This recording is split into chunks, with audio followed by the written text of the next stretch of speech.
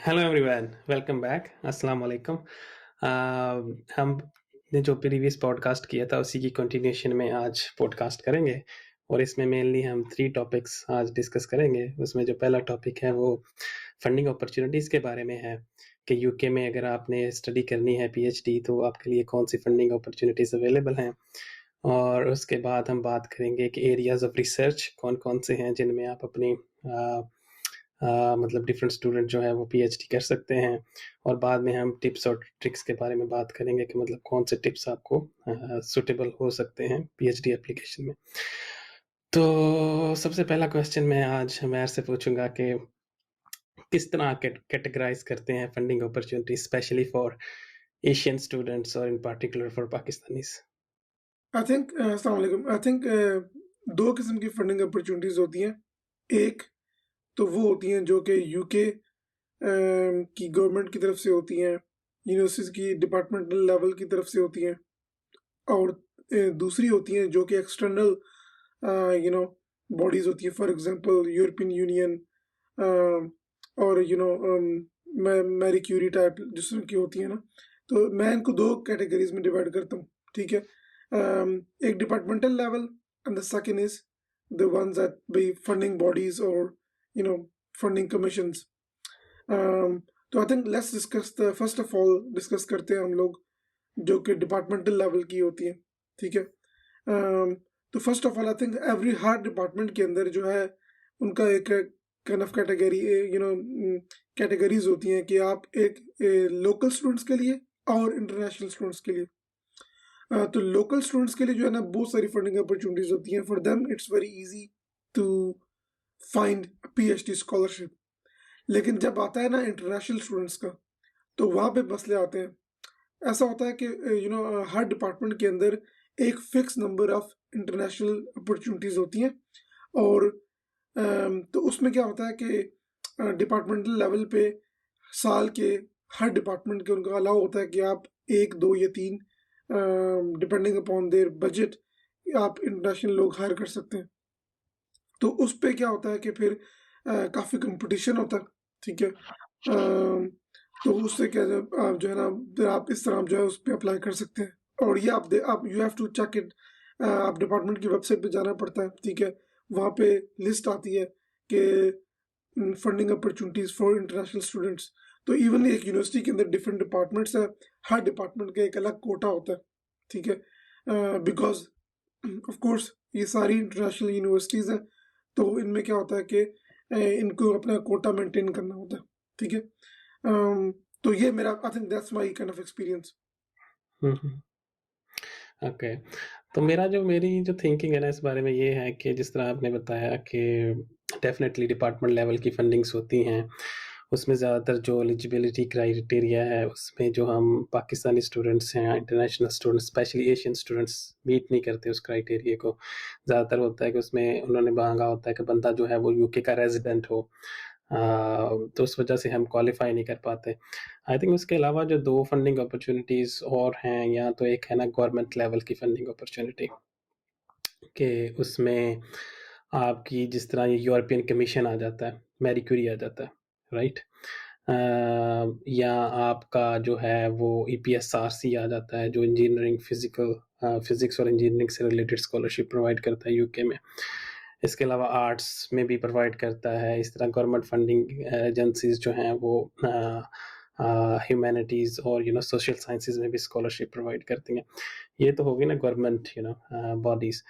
जो मेरा एक्सपीरियंस रहा है वो ये मतलब इसके अलावा भी कुछ चैरिटीज़ भी होती हैं जो पीएचडी स्टूडेंट्स को ना फंड करती हैं। स्पेशली मेडिकल फील्ड में वेलकम ट्रस्ट है, बड़ा फेमस है। मतलब वो उनका फंडिंग कोटा होता है। मतलब वो जो है सुपरवाइज़र आपका वो ग्रांट सबमिट करता है। उस ग्रांट की बेस पे जो है वो आपको उसमें मतलब पीएचडी की फंडिंग भी इंक्लूडेड होती है या पोस्ट डॉक की फंडिंग इंक्लूडेड होती है। वेलकम ट्रस्ट के अलावा मैंने देखा है कि डिफरेंट डिजीज़ की चैरिटीज़ भी हैं, जिस तरह फॉर एग्जांपल पार्किंसन डिजीज़ है, उसकी एक चैरिटी है, अल्जाइमर की है। तो इस तरह से जो मेडिकल फील्ड के स्टूडेंट्स हैं ना उनको इस तरह की जो चैरिटी फाउंडेशन है ना यूके में वो भी सपोर्ट कर सकती हैं पीएचडी के लिए, और वो अच्छा खासा फंड करती हैं। चलो ये तो मतलब हो गया कि डिफरेंट फंडिंग अपॉर्चुनिटीज़ हो गई।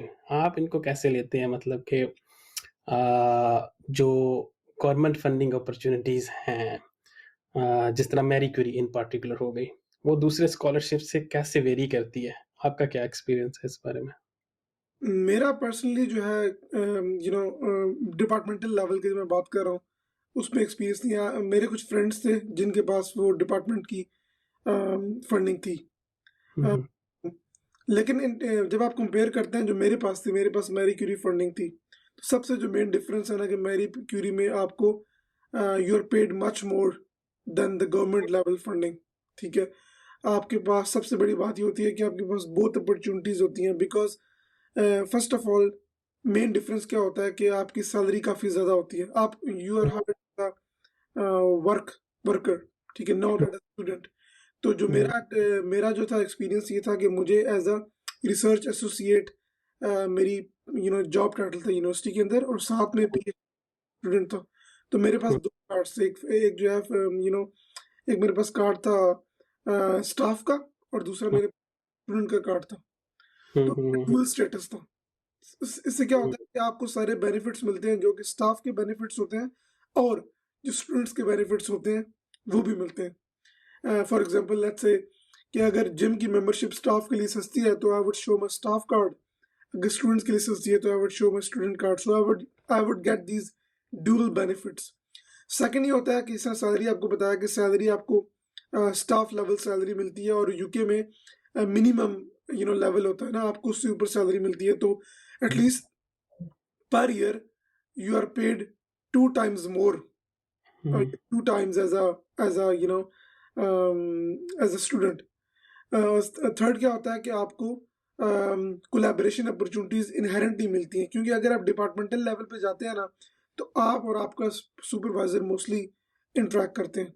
ठीक है, लेकिन अब जिस तरह एक बड़े प्रोग्राम में जाते हैं, जिस तरह मैरी क्यूरी है, ठीक है, तो उसमें क्या होता है कि आपके और भी कोलैबोरेटर्स होते हैं, तो इनहेरेंटली आपका कोलैबोरेशन नेटवर्क बिल्ड हो जाता है। और मैरी क्यूरी में आपको ट्रेनिंग अपॉर्चुनिटीज होती हैं, आपकी ट्रैवल अलाउंस होती है, फैमिली अलाउंस होती है। ठीक है, तो एक पूरा एक सेट ऑफ एक फीचर्स होते हैं, और क्या कहते हैं उनको, एक different there are different points in the Marie Curie के जो that allow you to grow. ठीक है, हुँ, हुँ, बट डिपार्टमेंटल लेवल पे दैट बेसिक अपॉर्चुनिटीज होती हैं, और वो हमें भी होती हैं। On hmm, top of that we get all those perks and benefits. So when I जब मैं बात करता था अपने स्टूडेंट्स जो मेरे साथ फ्रेंड्स थे जो कि डिपार्टमेंटल लेवल पे, तो they used to get jealous of me कि यार इतने पर्क्स हैं, इतनी चीज़ें मिल रही हैं, हमें नहीं मिल रही। तो आई थिंक हुँ, ये सबसे बड़ा बेनिफिट है।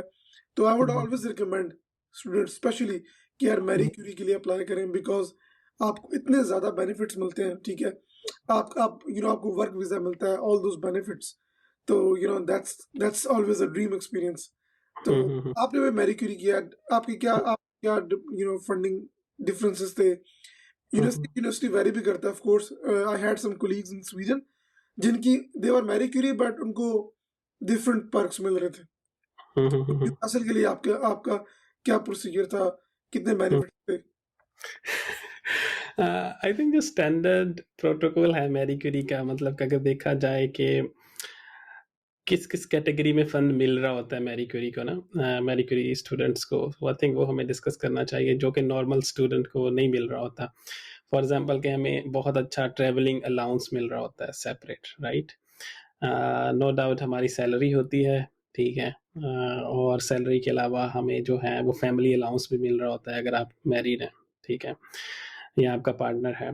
तो उस केस में जो डिफरेंट कंट्रीज़ हैं, उन्होंने मैरी क्यूरी वालों ने टैक्स फैक्टर रखा हुआ है, ठीक है? वो जब लगाते हैं तो सैलरी वेरी कर जाती है कंट्री टू कंट्री, मगर बेस सैलरी जो यूरोज़ में है वो सबकी सेम होती है। मगर जो मोस्ट इंटरेस्टिंग थिंग मुझे लगी ना वो थी आपका पब्लिकेशन के पैसे मतलब अगर आपने पब्लिकेशन करनी है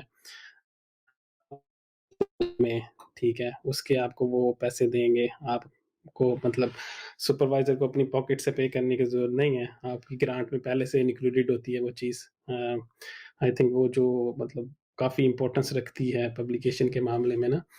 और इसके अलावा जैसे मैंने बताया कि अगर आपने कॉन्फ्रेंसेस पे जाना है या आपने कोई स्टेशनरी लेनी है या आपने कोई लैपटॉप या इस तरह की चीज़ें लेनी है, तो उसका जो मेंटेनेंस फंड है वो इन पार्टिकुलर पहले से डिसाइड होता है। तो जो मुझे सबसे अच्छी चीज़ लगी इसकी ना, और जो सबसे बड़ा इसका बेनिफिट मैरी क्यूरी का ये है कि you get working visa. That's the biggest benefit I think we had. तो नॉर्मल स्टूडेंट जो आ रहा होता है वो एक जो है वो यूके के अंदर सिंपल जो है वो स्टूडेंट वीज़े पे आ रहा होता है।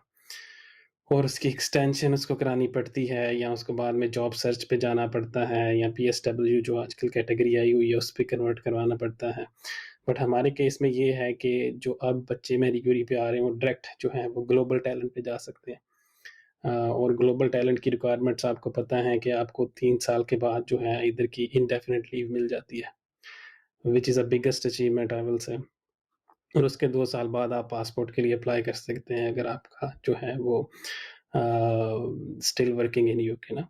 तो इंडेफिनिट लीव के बाद आपके पास और डोर्स ओपन हो जाते। तो अच्छा, जो मैं बात कर रहा था कि वो ऑटोमेटिकली जो है वो आपको indefinite leave of remain in UK मिल जाती है, जिसकी बेस पे जो है वो आपको वीज़ा एक्सटेंशन की ज़रूरत नहीं होती यूके के अंदर।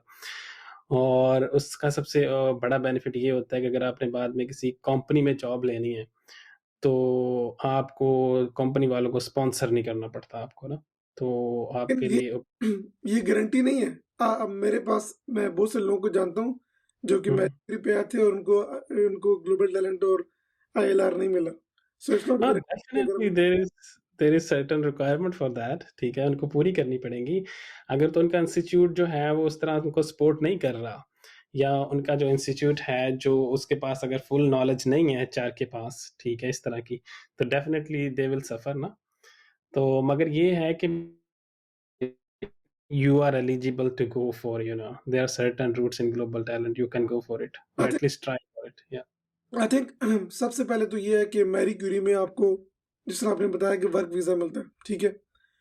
तो वर्क वीज़ा का सबसे आपको एडवांटेज ये मिलता है कि आपका 3 साल काउंट हो जाता है टुवर्ड्स परमानेंट रेज़िडेंस, ठीक है? Mhm, उसके बाद जब आपके 3 साल खत्म होते हैं, ठीक है?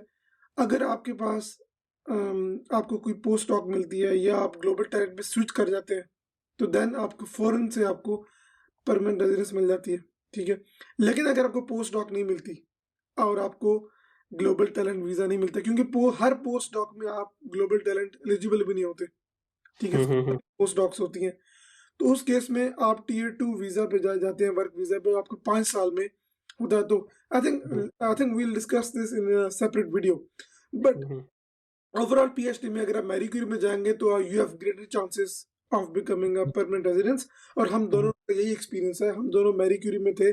हमने 3 साल के बाद ग्लोबल टैलेंट वीजा लिया और देन फॉरेन से हमें परमानेंट रेजिडेंस मिल गई। mhm, on the other hand अगर आप सिर्फ नॉर्मल स्टूडेंट है जो कि डिपार्टमेंटल लेवल के हैं, आपको टियर 2 टियर 4 वीजा मिला हुआ है, स्टूडेंट वीजा, तो आपको 10 साल यूके में चाहिए आपको परमानेंट रेजिडेंस के लिए। तो mhm. डिफरेंस चेक करेंगे 3 साल वर्सेस 10 ईयर्स और वरना 5 ईयर्स वर्सेस 10 ईयर्स। तो ये सबसे बड़ा एडवांटेज है मैरी क्यूरी का। आई थिंक जो इधर मेजर टॉपिक है ना वो हमें ये डिस्कस करना चाहिए कि हाउ टू सिलेक्ट ना रेलिवेंट फंडिंग अपॉर्चुनिटीज, हम्म, और उनके बाद में क्या इम्प्लीकेशंस हो सकती हैं। ये मेनली हमने जो मेजर अभी बात की है वो तो मैरी क्यूरी की बात की है ना, कि मैरी क्यूरी के बाद आपके पास ये वाली अपॉर्चुनिटीज होती हैं कि you have the opportunity to get ILR, indefinite leave to remain here, or even other opportunities to join the company, या फंडिंग के पॉइंट ऑफ व्यू से। मगर एक स्टूडेंट जो है जिसको अभी नहीं पता मैरी क्यूरी का भी, ठीक है, वो कैसे जो है वो स्कॉलरशिप को सिलेक्ट करे? क्या आपका ओपिनियन है इस बारे में? आई थिंक अगर आपने मास्टर्स किया हुआ है ना, ठीक है, आई थिंक सबसे पहले ये है कि आपने अपनी फील्ड चूज करनी है कि आपकी फील्ड किस फील्ड के अंदर आपने पीएचडी करनी है, ठीक है? और ऑफ कोर्स वो फील्ड वो होनी चाहिए जिसमें आपका इंटरेस्ट हो, ठीक है? Doing PhD in a field that you are no longer interested in, interest आपका नहीं है, just for the sake of PhD कर रहे हैं या बाहर जाने के लिए कर रहे हैं, जैसा मैंने लास्ट टाइम ही बताया था, तो it's a waste of time. Hmm, आपका इंटरेस्ट उस फील्ड में लाजमी होना चाहिए क्योंकि पीएचडी में क्या होता है कि आपको बहुत सारे अननोन्स होते हैं, ठीक है? तो अपने उस अननोन्स को you have to find them, you have to make a effort to find them. So उसमें अगर आपका इंटरेस्ट नहीं है बैकग्राउंड में, तो then there is no point. तो I think first of all जो आपका इंटरेस्ट है, आपने कुछ कोई उस पर काम किया हो, कोई रेलिवेंट काम किया हो, आपको लगता है कि यार आप स्पीक कर सकते हैं, ठीक है, तो वो टॉपिक चूज करें. अच्छा, उस टॉपिक पे चूज करने के लिए अब different departments and different research areas होते हैं, डिफरेंट रिसर्च डिफरेंट यूनिवर्सिटीज जो हैं डिफरेंट रिसर्च कर रही होती हैं. तो डिफरेंट वेबसाइट्स होती हैं, वहाँ पे जाके ना आप देख सकते हैं कि इस रिसर्च एरिया के अंदर कौन सी फंडिंग अपॉर्चुनिटीज है, ठीक है. अब उस रिसर्च के लिए for example biomedical science, bio science, अब उसके अंदर हजारों डिफरेंट फील्ड्स होंगे, डिफरेंट रिसर्च टॉपिक्स होंगे, तो उसके अंदर भी आप चूज कर सकते हैं. ठीक, कंप्यूटर साइंस के अंदर एआई है, मशीन लर्निंग है, इमेज इमेज कंप्यूटर विजन है, ठीक है.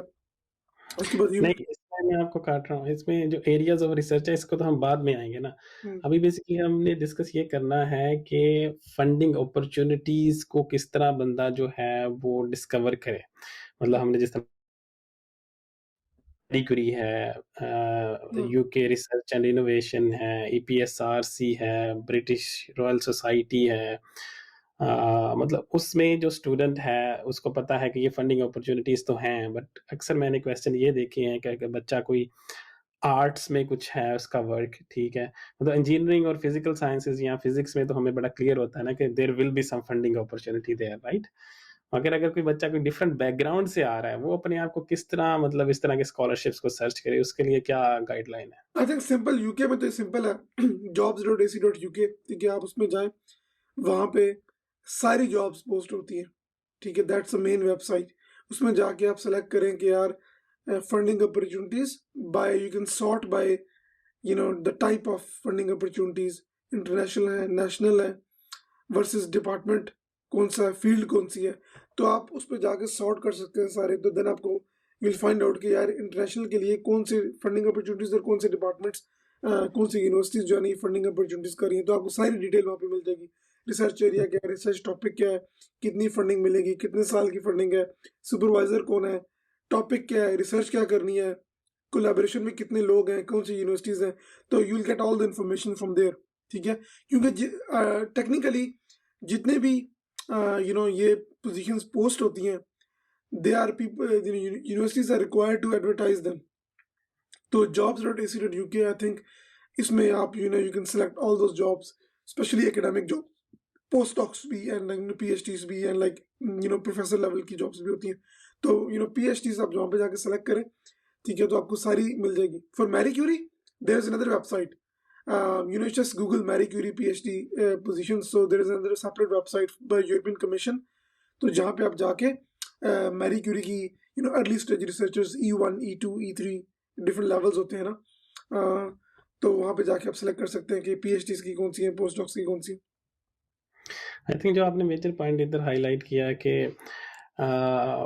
Duration of PhD and stipend of PhD, I think ये ज़्यादा इंपॉर्टेंस रखता है जब आप रेलिवेंट स्कॉलरशिप अगर सर्च कर रहे हैं. फर्स्ट ऑफ ऑल, लाइक हमने लास्ट टाइम भी डिस्कस किया था, कंट्री का इम्पैक्ट तो होता ही होता है ना स्कॉलरशिप पे, मतलब आपके रहने सहने पे. मगर इसके बाद आपने देखना है कि how much stipend that particular scholarship is providing, right? और उसमें आप सरवाइव भी कर सकते हैं उस कंट्री में या नहीं, तो ये भी वन ऑफ द क्राइटेरिया है. मतलब स्टाइपेंड हो गया, उसके बाद पीएचडी का जो ड्यूरेशन है वो कैसा है, वो स्ट्रक्चर्ड है या नहीं, या जिस इंस्टीट्यूट ने वो फंडिंग अपॉर्चुनिटी एडवर्टाइज की है वो उसमें कितना मतलब उसकी कितनी मतलब पीछे से मतलब पिछला एक्सपीरियंस है उस फील्ड में. तो मतलब कुछ इंस्टीट्यूट यूके में है, मतलब फॉर एग्जांपल ये न्यूकैसल यूनिवर्सिटी जिससे मैंने पीएचडी की है, वो मेडिकल साइंसेज में बहुत अच्छी है, मतलब रिनाउंड इन मेडिकल साइंसेज ना. तो फिर ये है कि अगर आपने स्कॉलरशिप लेना है और आप उस इंस्टीट्यूट में जाना चाहते हैं, तो आपको ये भी देखना पड़ेगा कि उधर रिसर्च फैसिलिटीज़ कैसी है ना. तो आपने स्कॉलरशिप तो ले लिया, बट आपने जाके काम भी तो करना है ना. अगर वो रिसर्च फैसिलिटीज़ उधर प्रेज़ेंट नहीं है, या आपका सुपरवाइज़र्स की पब्लिकेशंस उस एरिया में नहीं है, या उसका रेलेवेंट एक्सपीरियंस नहीं है, तो फिर आपके लिए डिफ़िकल्ट हो जाएगा. तो ये आई थिंक ये जो सारे फैक्टर्स हैं ये आपको कंसीडर करने चाहिए along with the scholarship, not only looking only at stipend. That's a very valid point. क्योंकि चलो ठीक है, फंडिंग अपॉर्चुनिटीज तो आपके पास आ गई है, ठीक है, आपने देखा है कि यार ये नेशनल है या मैरी क्यूरी है या कोई और है, ठीक है। लेकिन उसके बाद सबसे जो इम्पोर्टेंट चीज़ ये होती है कि आपकी, क्योंकि द मेन थिंग इज़ कि आपने जाके काम करना है, ठीक है। चलो हुँ, फंड को एक साइड पे किया, ठीक है, आपने काम करना है। अगर आपके पास जहाँ पे आप जा रहे हैं, जो यूनिवर्सिटी है, जो सुपरवाइज़र है, उनके पास इतनी एक्सपर्टीज़ ही नहीं है, maybe they are starting in this field for the first time. मैं हमेशा जब जिस तरह मैंने अप्लाई किया था ना फंडिंग के लिए, ठीक है, तो मुझे तो मुझे तो पहले से पता था कि मैं सिर्फ मैरी क्यूरी के लिए अप्लाई करूंगा, ठीक है। तो हुँ, मैं हुँ, और फंडिंग अपॉर्चुनिटी को देखा भी नहीं, ठीक है, क्योंकि that was my kind of aim, ठीक है। मैंने मैरी क्यूरी को टारगेट करना है, ठीक है। जब मैंने मैरी क्यूरी को टारगेट कर लिया, तो देन मेरे पास जब मैंने दो जॉब्स मुझे मिली थी मैरी क्यूरी की ना, हुँ, तो हुँ, उसमें से जो मैंने सेलेक्ट किया था वो यही किया था कि यार एक तो इंग्लिश स्पीकिंग कंट्री होगा, उसके बाद जो सुपरवाइजर की जो प्रोफाइल है वो कैसी है, ठीक हुँ, है, हुँ, यूनिवर्सिटी कैसी है। यूनिवर्सिटी की चलो मैटर करती है, लेकिन मेन चीज़ जो है सुपरवाइजर मैटर करता है, ठीक है। हुँ, कि सुपरवाइजर की प्रोफाइल क्या है, पब्लिकेशंस, मैंने जाके उसका गूगल स्कॉलर प्रोफाइल देखा, उसमें कितनी पब्लिकेशंस की हैं, कितनी फ्रीक्वेंट पब्लिकेशंस की हैं, और कितनी पब्लिकेशंस उनके पीएचडी स्टूडेंट्स के साथ हैं, जिनमें पी हुँ, फर्स्ट ऑथर है, ठीक है। तो ये चीज़ें, क्योंकि आप then you can envision yourself कि यार अगर मैं जाऊँगा, सुपरवाइज़र जो है मेरे साथ भी पब्लिश करेगा या करेगी, और मेरी भी पब्लिकेशंस आएँगी और they will push me to publish, ठीक है। कई दफ़ा मैंने ऐसे देखा है कि supervisors, they are very chilled about publications, तो वो आपको पुश नहीं करते। तो मेरे केस में जब मैंने ये सोचा था, जब मैं वहाँ आया, तो वाक़ई मेरे सुपरवाइज़र ने मुझे बहुत पुश किया पब्लिकेशंस के लिए। तो हमारी जो पब्लिकेशंस थी हमारी लैब की, वो एवरेज यूनिवर्सिटी के स्टूडेंट्स से ज़्यादा थी, बिकॉज़ हमारे हुँ, सुपरवाइज़र हमें हर कॉन्फ्रेंस, क्योंकि हमारी फील्ड में मोस्टली कॉन्फ्रेंस में पब्लिश करते हैं, hmm, hmm, human community interaction, community science के अंदर। तो उसमें हम लोग पुश करती थी, हर कॉन्फ्रेंस के अंदर we would try to publish some paper, ठीक है। तो I think that's very, because ultimately आपको जो पोस्ट डॉक मिलती है या लेक्चरर पोज़ीशन मिलती है, चले पब्लिकेशन रिक्वायरमेंट नहीं है, लेकिन of course people would look at your publications. So I think the single criteria of success coming from the PhD is number of good publications. Hmm, hmm, hmm, hmm. So I think I that, think एक और चीज़ add करना चाहूँगा मैं, जिस तरह आपने पहले भी हाइलाइट किया था कनेक्शंस, जो मैरी क्यूरी है वो आपको कनेक्शंस देता है। तो no doubt publications are good. If you are in Marie Curie project, उसमें ये होता है कि आपका पूरा कंसोर्टियम पहले से बिल्ड होता है ना। तो जितने भी टॉप रैंक्ड के रिसर्चर्स होते हैं विद इन ईयू, वो आपको जो है वो पहले से ही आपके साथ लिंक होते हैं ना। तो ये बहुत अच्छा पॉइंट है कि वो ऑलरेडी आप उनके साथ टच में होते हैं। आप 3 साल गुज़ारते हैं पीएचडी में, उनके साथ कोलैबोरेशंस करते हैं, पब्लिकेशंस करते हैं।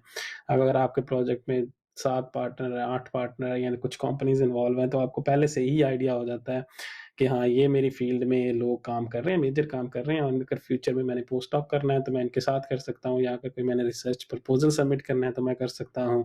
या ये कंपनीज़ हैं, तो मैं यहाँ इनके साथ जो है आगे जाके ना जॉब कर सकता हूँ। तो मैरी क्यूरी का ये भी बहुत बड़ा बेनिफिट है कि ये आपको कनेक्शंस प्रोवाइड करता है, जो कि एक नॉर्मल प्रोग्राम आपको नहीं प्रोवाइड कर सकता, इम्पॉसिबल। आप लैब में रहते हैं, लैब रैट बन के रहते हैं, ठीक है, इवन दो you have 20 publications, just making a number. On the other hand, a Marie Curie student just have maybe 3 publications or 4 publications, but lot of connections, right? So that is more valuable, I will say.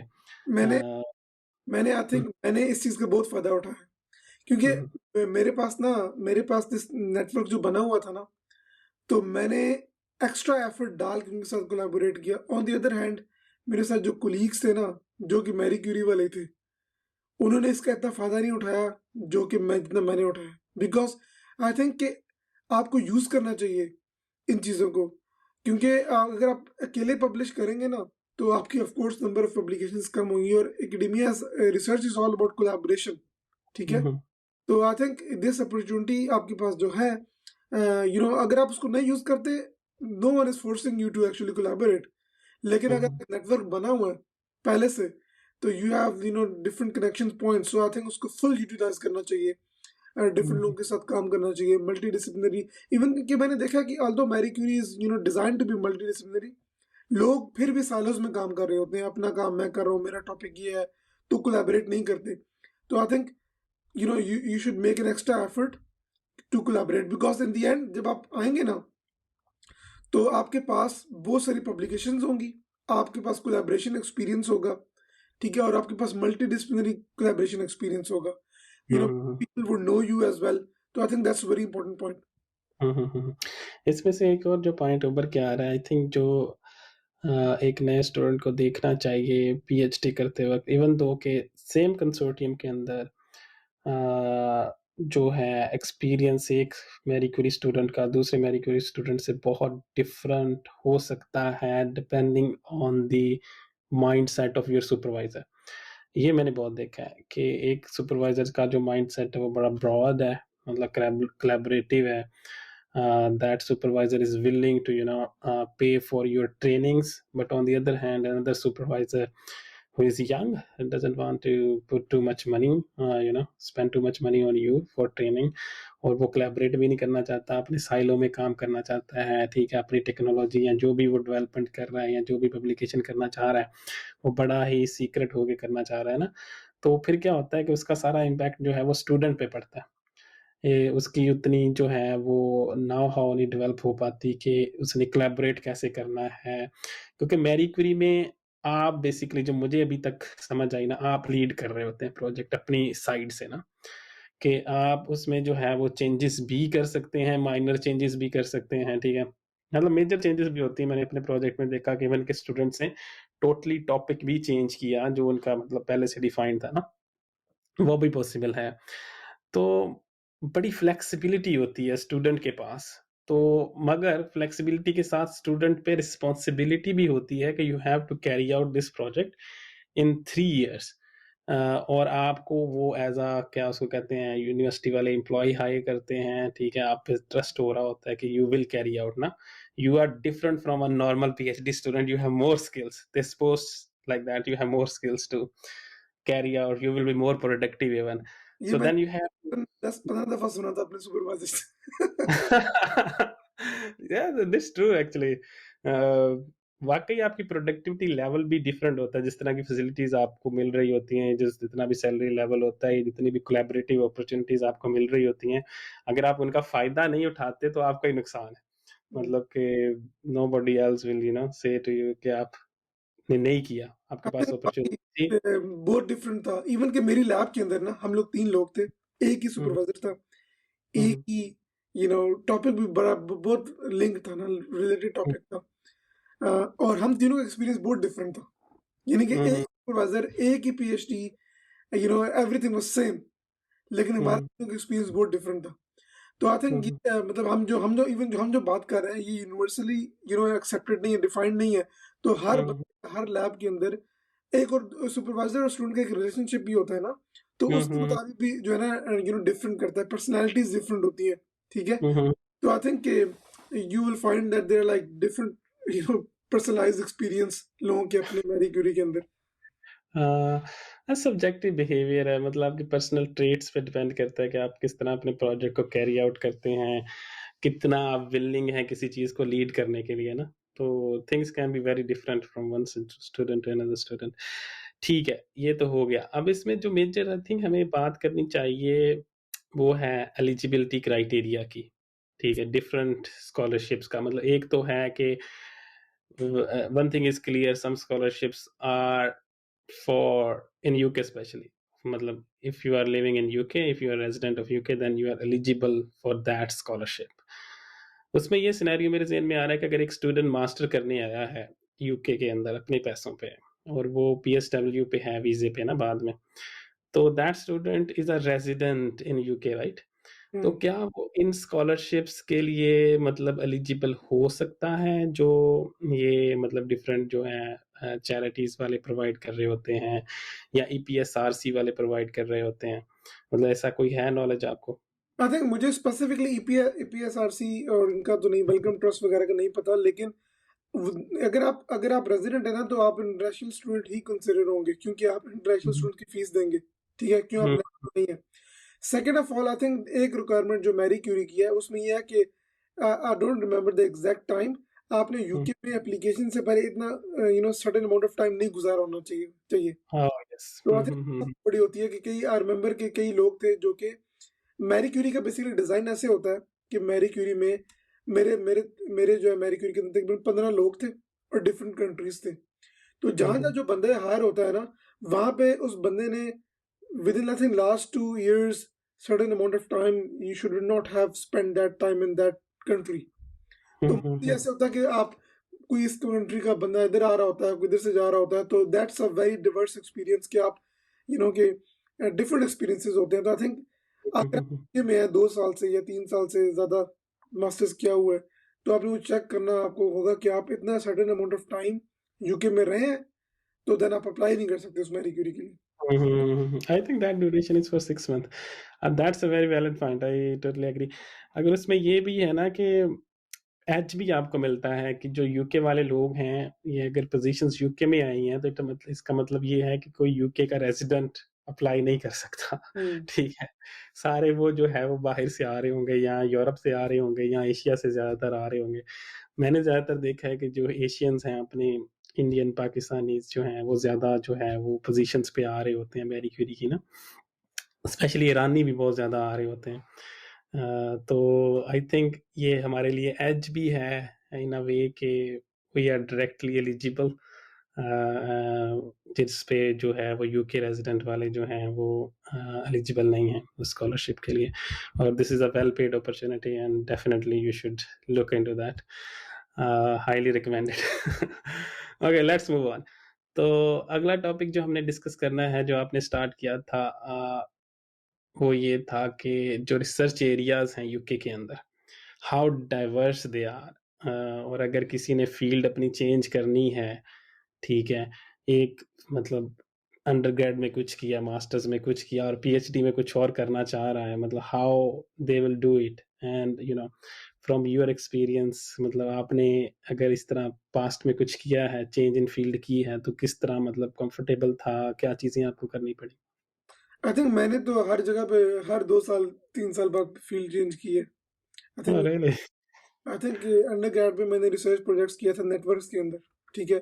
तो जब masters में गया तो मैंने जो है ना mobile computing, pervasive computing उसमें मैंने रिसर्च की, ठीक है? उसके बाद मास्टर्स के बाद जो है ना मैंने ह्यूमन कंप्यूटर इंटरेक्शन में पीएचडी की, ठीक है? Hmm, I think it's all about कि आपका इंटरेस्ट डेवलप हो रहा है, ठीक है? ओवरऑल ये सब कुछ कंप्यूटर साइंस के अंदर आता है, ठीक है? हुँ, हुँ, लेकिन विदिन दैट मैं सॉफ्टवेयर डेवलपर भी था, ठीक है? Web developer, mobile apps developer, game developer, whatever you want to call it. So I think और अभी जो है मैं एज़ अ यूएक्स रिसर्चर हूँ। तो आई थिंक डिपेंड करता है कि आपकी ट्रांज़िशन आपने ज़रूरी नहीं है कि आपने जो अंडरग्रेड में किया है या उसमें आप स्टिक रहें, ठीक है? As you grow, as you learn आपको सर्टेन एरियाज़ मोर इंटरेस्ट करते हैं। और मेरे साथ भी वही हुआ। मैंने पहले नेटवर्क्स में था क्योंकि मैंने काफ़ी नेटवर्क्स में अंडरग्रेड में पढ़ा, तो that was interesting for me. उसके बाद जब मोबाइल फ़ोन्स आए, ठीक है? मोबाइल फ़ोन सेंसिंग पे काम किया, इंडोर लोकलाइज़ेशन पे काम किया, ubiquitous computing was the main topic research area, उस पे काम किया। जब उस activity recognition and all that, उसके बाद जो है ह्यूमन कंप्यूटर इंटरेक्शन में जिस तरह मैंने कुछ कोर्सेज़ लिए, उसके बाद मेरा इंटरेस्ट डेवलप हुआ, तो मैंने कहा यार ठीक है अब मैं इसको इस पे जाता हूँ। मेरी सारी पीएचडी भी थी, वो एचसीआई में थी। Even hmm, within that I was working on like hardware prototyping, ठीक है? हुँ, हुँ, हुँ। अम, तो आई थिंक कि जो उसके इसके बाद मैंने पोस्ट डॉक में किया, उसमें मेरा डाटा विजुअलाइज़ेशन था, ठीक है?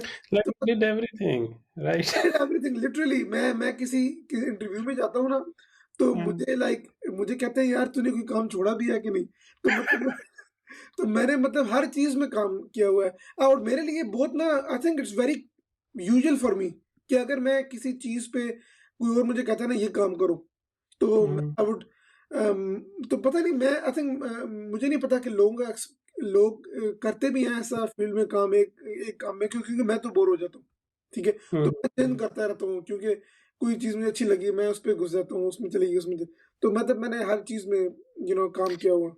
ठीक है, लेट्स लेट्स स्टेप बैक। आपने बोला कि आपने अंडरग्रेड जो था आपका प्रोजेक्ट था नेटवर्किंग से रिलेटेड ना, हुँ, और मास्टर्स में आपने फिर चेंज किया, हुँ। ठीक है? तो वो जो ट्रांज़िशन थी मतलब कि स्पेशली अंडरग्रेड के बाद जब स्कॉलरशिप पे अप्लाई करना था, ठीक है? तो आप अपनी अपनी अपनी एप्लीकेशन क्राफ्ट कैसे की ना वो?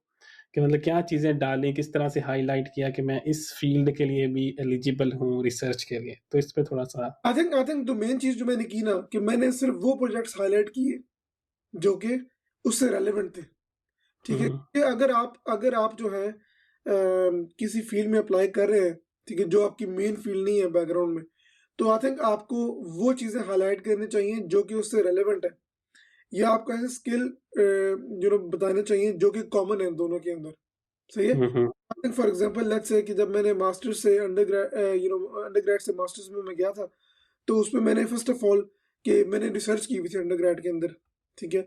तो मैंने वो हाइलाइट की कि मैंने रिसर्च कैसे की है। उसके बाद जो है मेरा जो मास्टर्स का प्रोजेक्ट था, वो था mobile computing, mobile phone sensing. तो मैंने अपने वो स्किल्स हाइलाइट किए कि यार मैंने मोबाइल ऐप डेवलपमेंट की हुई है, ठीक है? मुझे सेंसर्स पे मैंने काम मोबाइल पे नहीं किसी और की चीज़ पे काम किया हुआ है सेंसर्स में।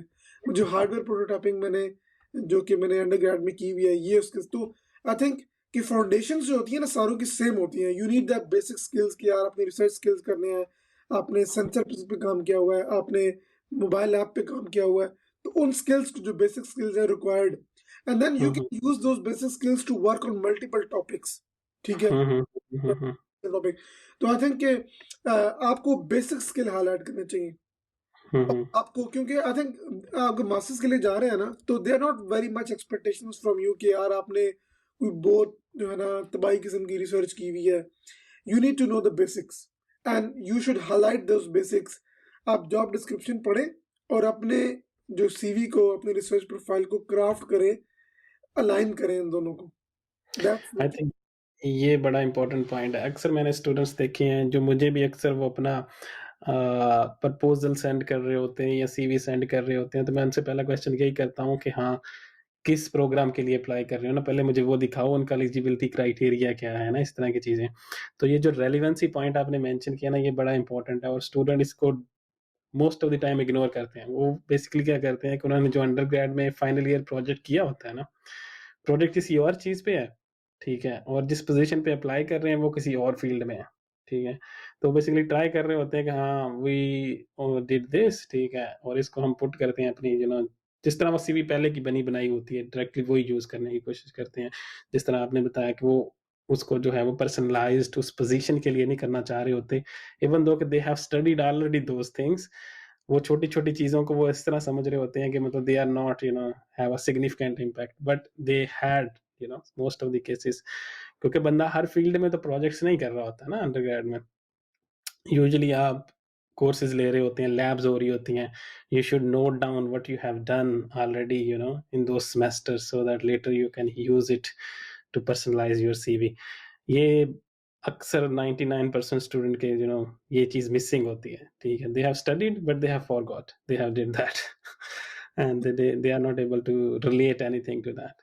आई थिंक आप इतने अंडरग्रेड में प्रोजेक्ट्स करते हैं। हर हुँ, हर कोर्स के एंड में आपका एक प्रोजेक्ट होता है, ठीक है? हुँ, हुँ, हुँ, तो I think there are plenty of things that you can actually highlight, ठीक है? हुँ, हुँ, हुँ, तो आपने कोर्सेज़ किए हैं, उनके प्रोजेक्ट्स किए हैं, आपने कोई ऐसे अपना हॉबी प्रोजेक्ट किया है, ज़रूरी नहीं है कि आपने चलो कोर्स से रिलेटेड करना है। हुँ, आपको हुँ, अगर आप उस फ़ील्ड में इंटरेस्टेड हैं, ठीक है? You can do some hobby projects 1-2 weeks का, 3 वीक्स का, ठीक है? कोई एक प्रोजेक्ट कर सकते हैं, ठीक है? तो ज़रूरी नहीं है कि आई थिंक ज़रूरी है कि आप उन प्रोजेक्ट्स को हाइलाइट करें। इट्स हुँ, वेरी हुँ, ये और जॉब से जो रिलेटेड है ना, crafting your CV with respect to the job is very important because of course लोग क्या करते हैं कि यार जस्ट ब्लाइंडली सीवी भेज रहे होते हैं कि यार चलो हुँ, यार हमारा जो है ना चांस लग जाएगा। हुँ, हुँ, You hmm, know, hmm, it's a useless practice. आप दूसरों का टाइम वेस्ट कर रहे हैं, अपने मुल्क का हुँ, टाइम जो है ना, अपना काम मुल्क का नाम खराब कर रहे हैं कि हुँ, हुँ, जस्ट ब्लाइंडली सीवी सेंड करते रहे और जो इन द एंड आपको जो है ना कोई रिस्पॉन्स आ गया। हुँ, और मैंने ये लर्न किया in the beginning I used to do that. Hmm, hmm, hmm, hmm, देख ना मैंने एक ही ईमेल क्राफ्ट करता था, जब अंडरग्रेड के फाइनल ईयर में था। तो ना मैं एक ईमेल क्राफ्ट करता और मैंने ना बीसीसी के अंदर सब लोगों को डाल दिया, ठीक है? अच्छा। और मतलब एक जनरल किस्म की ईमेल डाली और then I used to send hmm, it hmm. और मुझे हुँ, रिस्पॉन्स हुँ। नहीं आते थे। हुँ, हुँ, हुँ, हुँ। तो लेकिन फिर मैंने लर्न किया कि यार इस तरह नहीं चलेगा, ठीक है? आपको एक-एक एप्लीकेशन में टाइम डालना है, नॉट ओनली द सीवी बल्कि ईमेल के अंदर भी टाइम डालना है। हुँ, हुँ, हुँ, हुँ। ईमेल करने से पहले मैं सुपरवाइज़र के मैं पेपर्स पढ़ता था, ठीक हुँ, है? हुँ। क्या काम कर रहा है, कैसी लैब है? तो आई थिंक उस तरह आपके चांसेस सिग्निफिकेंटली इंक्रीज़ हो जाते हैं क्योंकि उस सुपरवाइज़र को सबसे पहले तो बहुत सारी ईमेल्स आ रही होती हैं, आप अकेले नहीं है जो ईमेल कर रहे हैं। हुँ, हुँ, हुँ। तो उसमें से अगर आपने अपनी एप्लीकेशन को हाइलाइट करना है, तो यू शुड शो कि यार इस बंदे ने ज़्यादा एफर्ट डाली है मेरा बैकग्राउंड पढ़ने में, मेरी रिसर्च में। और जब हुँ, आपको पता है जब आपका आपका कोई रिसर्च पेपर पढ़ता है ना, हुँ, hmm. Supervisors feels very good. Even कि मेरे मुझे कोई ईमेल आती है ना कि यार हमने आपका पेपर पढ़ा है, तो मुझे ये पॉइंट समझ नहीं आया या मुझे इट इज़ वेरी गुड। तो I feel hmm, very good कि यार मैंने इतनी एफर्ट डाली है किसी पेपर के अंदर और किसी ने मेरा पेपर पढ़ा या साइट किया है। हुँ, तो hmm. I think it's very good, you should do that. Mhm. I think definitely like the in the last podcast we actually talked about this point a lot, like relevancy matters a lot. अगर आप relevant हैं, अगर skills relevant हैं, तो आप उस positions के लिए apply करें। अगर आपके पास कुछ भी relevant नहीं है, just take few courses first, learn the research area of that supervisor where you are interested, and then go for it. Don't go for as a blind. Let's have some skills in that area little bit. Okay, ये तो हो गया ठीक है masters का आपका transition ठीक है, आपने बोला कि मतलब पीएचडी में भी आपका थोड़ा-सा डिफरेंट था। तो उस केस में जब मतलब पीएचडी में आप ज़्यादा हाइली फ़ोकस्ड होते हैं रिसर्च पे ना, तो वो आपको बड़ा देखते हैं कि आपने मास्टर्स में जो काम किया है या जो स्किल सेट है एटलीस्ट वो आपका रिलेट करे। हुँ। तो उस केस में आपने अपने आप को किस तरह मतलब अपने डॉक्यूमेंटेशन को क्राफ्ट किया न्यू फील्ड में एंटर होने के लिए?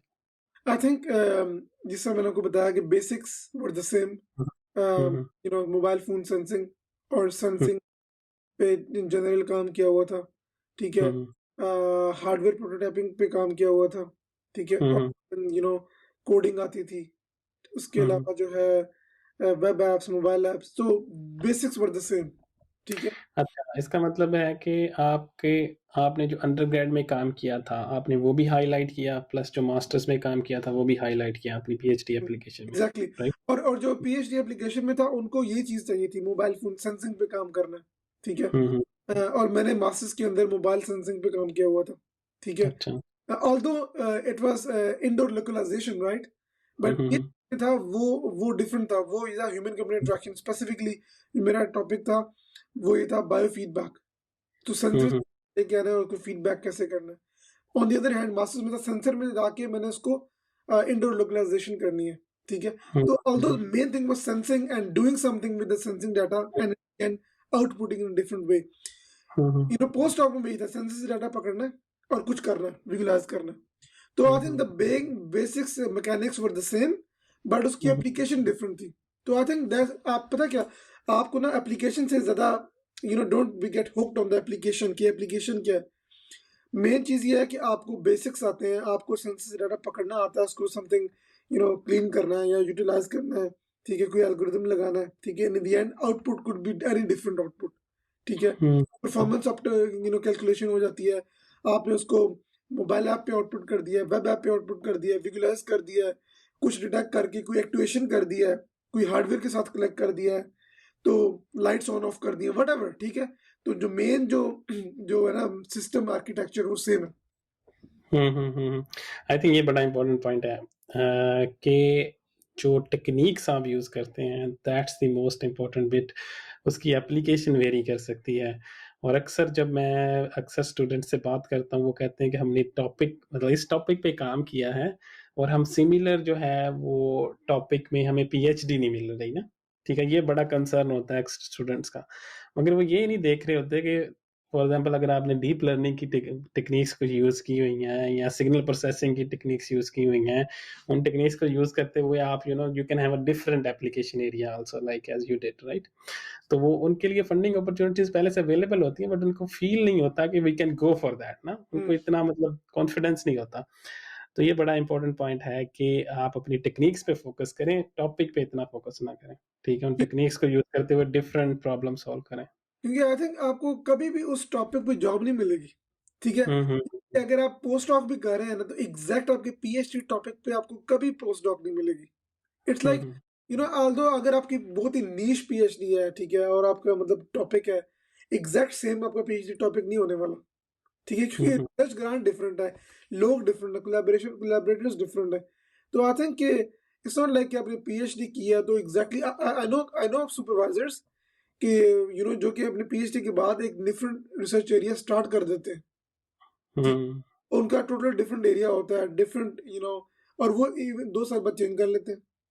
तो ज़रूरी नहीं है हुँ, कि आप एक एक से कर लिया तो आप हमेशा आप उसकी पूरी ज़िंदगी आपने वही रिसर्च टॉपिक पढ़ के चलना है। Hmm, it hmm, hmm, it's impossible.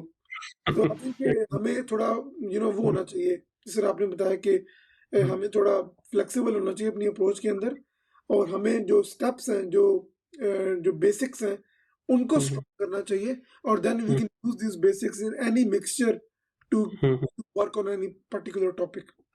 Hmm, hmm, hmm, hmm. सही। तो इधर मैं थोड़ा-सा एक क्वेश्चन जो आउट ऑफ द बॉक्स पूछना चाहता हूँ, ये है कि अक्सर स्टूडेंट्स जो हैं फॉर एग्ज़ाम्पल आपका प्योर बैकग्राउंड कंप्यूटर साइंस में है, ठीक है? तो एक स्टूडेंट जो जिसने कंप्यूटर साइंस में पहले से स्टडी नहीं किया हुआ, वो किस तरह जंप इन करे? कंप्यूटर साइंस के अंदर मतलब कंप्यूटर साइंस हाँ, इन जनरल कंप्यूटर साइंस के अंदर, हाँ। अगर उन्होंने अंडरग्रेड जो है ना, हुँ, हुँ, अंडरग्रेड कंप्यूटर साइंस में नहीं है, तो I think the hmm, main thing that they can start is to actually take some online courses of coding, ठीक है? हुँ, कोई हुँ, भी एक कोई भी एक जो है ना लैंग्वेज पकड़ लें, ठीक है? उसमें से 3-4 मंथ्स लगाएँ, ठीक है? उसकी प्रैक्टिस करें, and then I think the main thing is common in computer science is coding, right?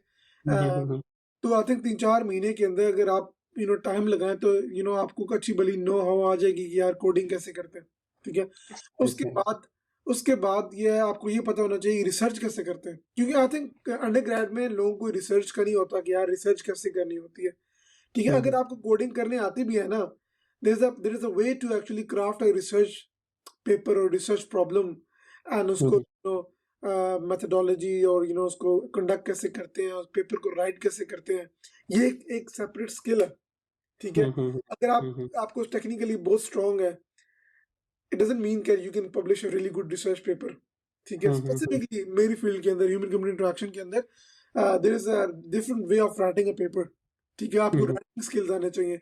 तो आई थिंक जैसे आपने सवाल पूछा कि आई थिंक अगर आपको कंप्यूटर साइंस नहीं है, बहुत से लोग होते हैं जो कि आर्ट्स यूएस के अंदर मैंने हुँ, लोगों हुँ, को देखा है कि जो कि आर्ट्स उनका बैकग्राउंड होता है अंडरग्रेड के अंदर, then they go to big companies like Google, Microsoft, all this companies. तो हुँ, ज़रूरी नहीं हुँ। है कि आपने अंडरग्रेड में जो कर लिया है, तो you are done for life. I think I am very good example of it. आपने क्या किस तरह चेंज किया आपने? यार मेरा जो था ना लिटरली मेरा अंडरग्रेड जो था वो था इंडस्ट्रियल एंड मैन्युफैक्चरिंग में ना। हुँ, तो हमने इंडस्ट्रियल इंजीनियरिंग के बहुत ज़्यादा कोर्सेज़ पढ़े हुए थे और मैन्युफैक्चरिंग के बहुत ज़्यादा कोर्सेज़ पढ़े हुए थे यूटी लाहौर के अंदर ना। तो ज़्यादा फ़ोकस जो था वो था मैन्युफैक्चरिंग के अंदर ना। तो ना तो ये प्योरली मैकेनिकल था, ना ये प्योर इंडस्ट्रियल था। So it was a mix, ठीक है। तो at that moment we were not sure what to do literally, ठीक है। तो जो मेरा इंटरेस्ट था वो था 3D मॉडलिंग पे तब ना अंडरग्रेड में 2014 में। तो मतलब सिंपल जो है वो सॉलिड वर्क्स पे मॉडल्स बनाने हैं, उनको बेसिकली एनसिस के अंदर इंपोर्ट करना है, उनका स्टैटिक एनालिसिस, डायनामिक एनालिसिस करना है, ठीक है? दैट वाज़ लाइक मुझे बड़ा वो फ़ैसिनेट करता था तब ना कि आप बड़ा जो है वो 3D मॉडल बना रहे हैं किसी मशीन का या किसी पुर्ज़े का या किसी बीम का, ठीक है? और उसको आप जो है वो देख रहे हैं कि ये किधर फ़ेल होगा ना, किस लेवल पे जाके फ़ेल होगा। तो वो बड़ा इंटरेस्ट किया। तो मेरा फाइनल ईयर प्रोजेक्ट किसी फ़ील्ड के अंदर था ना। तो बेसिकली हम 3 दोस्त थे, मतलब हमारा यूटी में 3 का ग्रुप होता था। तो बेसिकली हम तीनों अब बेसिकली मैंने तो पीएचडी कर ली है, बाकी मेरे जो 2 ग्रुप मेंबर हैं वो अभी पीएचडी कर रहे हैं, ठीक है। एक एचईसी की फंडिंग पे है और एक प्रोफ़ेसर की फंडिंग पे है यूएसए में ना।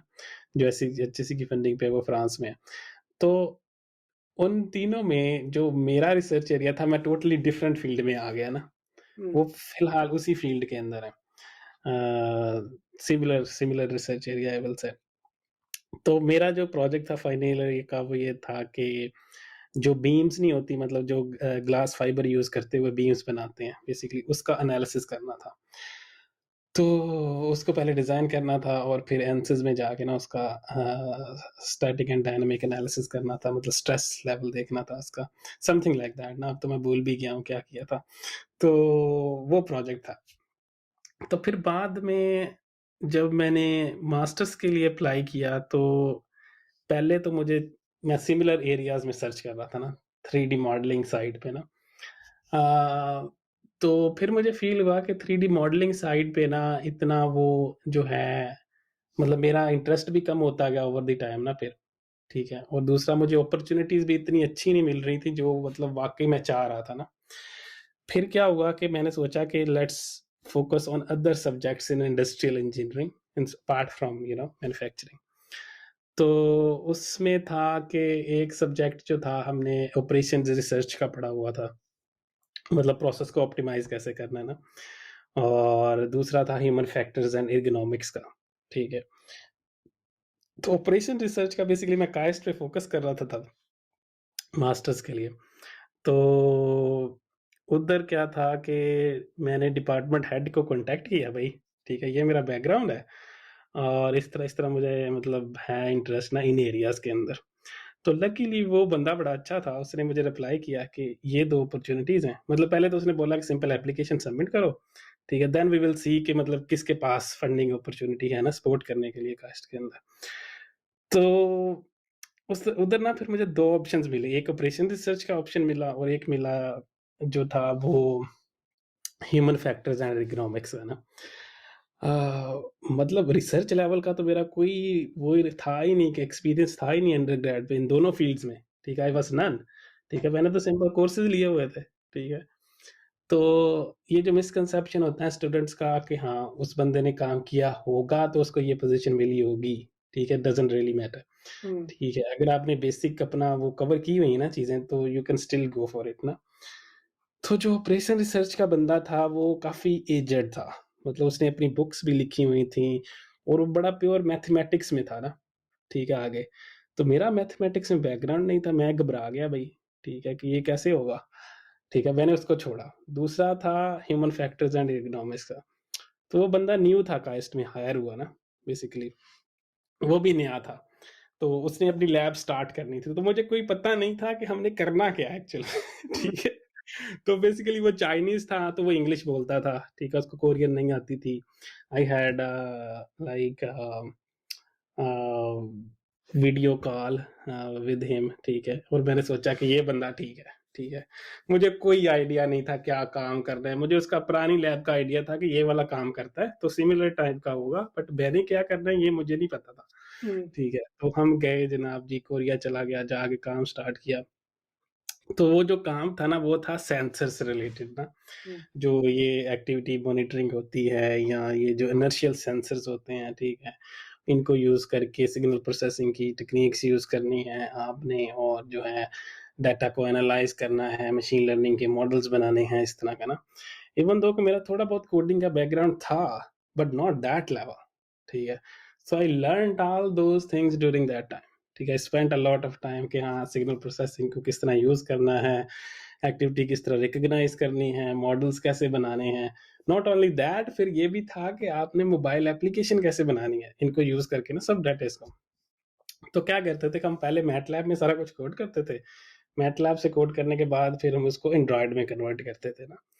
तो उसके उस प्रोजेक्ट में मतलब हम 3 लोग थे। मतलब एक मैं था, एक 2 और चाइनीज़ थे, तो एक पोस्टडॉक लेवल का बंदा था, तो हमारे तीनों का ग्रुप था। तो I learned a lot from Chinese ना। तो उधर क्या हुआ कि मेरी ये जो स्किल्स थी ना, ये कोडिंग की और ये एनालिसिस की, ये बहुत ज़्यादा शार्प हो गई ना तब। तकरीबन 2 सवा 2 साल मैंने उधर गुज़ारे ना। तो उसकी बेस पे इवन दो कि वो जो मेरा काम था वो सिंपल जो था वो हेल्थी लोगों के ऊपर था, कि मतलब उनका जो है असेस कैसे करना है, मतलब फ्यूचर फॉल रिस्क ना। तो क्योंकि कोरिया में फॉल रिस्क असेसमेंट बड़ा इम्पोर्टेंट टॉपिक था, क्योंकि जो उनकी एजिंग पॉपुलेशन थी ना, उनकी एवरेज एज ज़्यादा है उन लोगों की, तो उन लोगों को जो है वो जब वो गिरते हैं तो उनकी जो है फ्रैक्चर वगैरह काफ़ी होता है, तो उसको प्रिवेंट कैसे करना है ना फ्यूचर में आपने। तो इस तरह का वो मेरा सारा टॉपिक था। तो फिर जब आई ना पीएचडी की बारी, मैरी क्यूरी की बारी, तो मैंने सर्च किया इसी तरह वो वेबसाइट का जो आपने बताया ना मतलब सिग्नल प्रोसेसिंग का और ये मशीन लर्निंग का मैंने उधर पुट किया कीवर्ड, ठीक है, तो मुझे पोजीशन एक मिली, ठीक है। बट वो टोटली डिफरेंट एप्लीकेशन एरिया था, ठीक है, और टेक्निक्स ये यूज हुई हुई थी। मैं कहा लेट्स ट्राई फॉर दैट ना, कि टेक्निक्स तो यही हैं जो मुझे आती हैं अभी, ठीक है। इवन दो कि मेरा सारा बैकग्राउंड पिछला मैन्युफैक्चरिंग में था, may be they will not consider me, but I have very good relevant skill set for that position. तो मैंने अप्लाई किया, तो I just had a interview with them, ठीक है, तो उन्होंने मुझे हायर कर लिया, ठीक है। तो काम जो था वो टेक्निक सेम यूज हो रही थी, सिग्नल प्रोसेसिंग की, मशीन लर्निंग की, बट जो एरिया ऑफ रिसर्च वो ये था कि आपने पार्किंसन डिजीज को किस तरह अर्ली आइडेंटिफाई करना है। तो टोटली डिफरेंट एप्लीकेशन थी, ठीक है। वही एक्टिविटी रिकग्निशन हमने करनी थी, वही मॉडल्स बनाने थे, और वही प्रेडिक्शन क्लासिफिकेशन का काम था, right. Hmm. Very straightforward. तो भैया जो था, हम आ गए इधर यूके में आ गए, ठीक है, पीएचडी मिल गई, ठीक है। उसके बाद जो पीएचडी के बाद मतलब जो मेरा इधर नेटवर्क था ना वो बड़ा स्ट्रांग था, मतलब जितने भी टॉप क्लास के लोग थे मेरी फील्ड में जो काम कर रहे थे, मतलब I was very lucky, I will से इन दैट रिगार्ड, कि मुझे उनसे इंटरेक्शन का मौका मिला, लर्निंग का मौका मिला। तो फिर क्या हुआ कि मेरे अंदर वो जो था ना, एक टेक्निकल तो चलो था ही था, मैं मेरे अंदर और ज़्यादा जो क्लिनिकल स्किल्स थी ना वो डेवलप होना शुरू हो गई मेडिकल फील्ड के अंदर, क्योंकि मेरी पीएचडी मेडिकल फील्ड में थी ना। तो फिर मैंने इवन के जो मैरी क्यूरी का और बेनिफिट है, आप सेकंडमेंट करते हैं, राइट। तो मैंने कुछ 6 वीक्स हॉस्पिटल में गुजारे, ठीक हुँ। है। मैं उधर डॉक्टर्स के साथ जाता था रोजाना सुबह को, ठीक है। मैं तो इंजीनियर था, मुझे तो कुछ पता ही नहीं था इन चीज़ों का। तो मैंने ये सारा कुछ सीखा कि मतलब किस तरह डायग्नोज करते हैं, कौन से वो सिम्टम्स को देखते हैं, तो फिर मैंने देखा उन सिम्टम्स को हम क्वांटिफाई किस तरह कर सकते हैं ऑब्जेक्टिवली, ठीक है, और उसको मतलब किस तरह एक्सट्रैक्ट कर सकते हैं डाटा की बेस पे, और मॉडल बना सकते हैं ना। तो ये मेरा काम था। मगर इधर ये हुआ कि जो क्लिनिकल स्किल सेट था ना उसने मुझे बहुत ज़्यादा एज दिया आगे मूव करने के लिए। तो जिस तरह मेरी पीएचडी एंड हुई, ठीक है, मुझे और जो है वो इसी ग्रुप वालों ने रख लिया कि हाँ ये बंदा टेक्निकल भी है, और इसको जो है वो कम्युनिकेशन भी आती है, किसी जो है क्लिनिकल पर्सन से किस तरह कम्युनिकेट करना है ना, तो वो भी basically this is a very big skill set जो बंदा एक टेक्निकल फील्ड से आ रहा है, फॉर एग्जांपल कि वो जंप करना चाह रहा है डाटा साइंस के अंदर, ठीक है। You don't need to be expert in data science, you should know your domain knowledge little bit, ठीक है। आप उसको अंडरस्टैंड करें, उससे रेलिवेंट चीज़ें आप सीखें, पेपर्स पढ़ें जिस तरह आपने बताया, ठीक है, एंड देन जंप इन, ठीक है। मैं इसी तरह किया है, ठीक है। मैं आई डोंट हैव एनी मास्टर्स और बैचलर इन मेडिकल साइंसेस, ठीक है। I even didn't know what is Parkinson disease, ठीक है। तो बेसिकली जो ट्रेनिंग मुझे मैरी क्यूरी ने दी ना उसने मुझे बहुत ज़्यादा प्रिपेयर कर दिया आगे फार्मास्यूटिकल में काम करने के लिए ना। और लकीली जब मैं फाइनल ईयर में पहुंचा तो इधर और ज़्यादा ग्रांट्स थी मेरे ग्रुप के अंदर ही ना। तो वो थे different projects again funded by European commission ना, मैरी क्यूरी नहीं बट आईएमआई उनको कहते हैं, बड़े बिग लेवल के 50 मिलियन 60 मिलियन यूरोस के। तो उसमें क्या होता है कि उसमें ऑलमोस्ट पूरे यूरोप की लैब्स, मतलब उसमें 30-40 पार्टनर्स होते हैं उस प्रोजेक्ट के अंदर ना। तो मुझे उनमें चांस मिला काम करने का।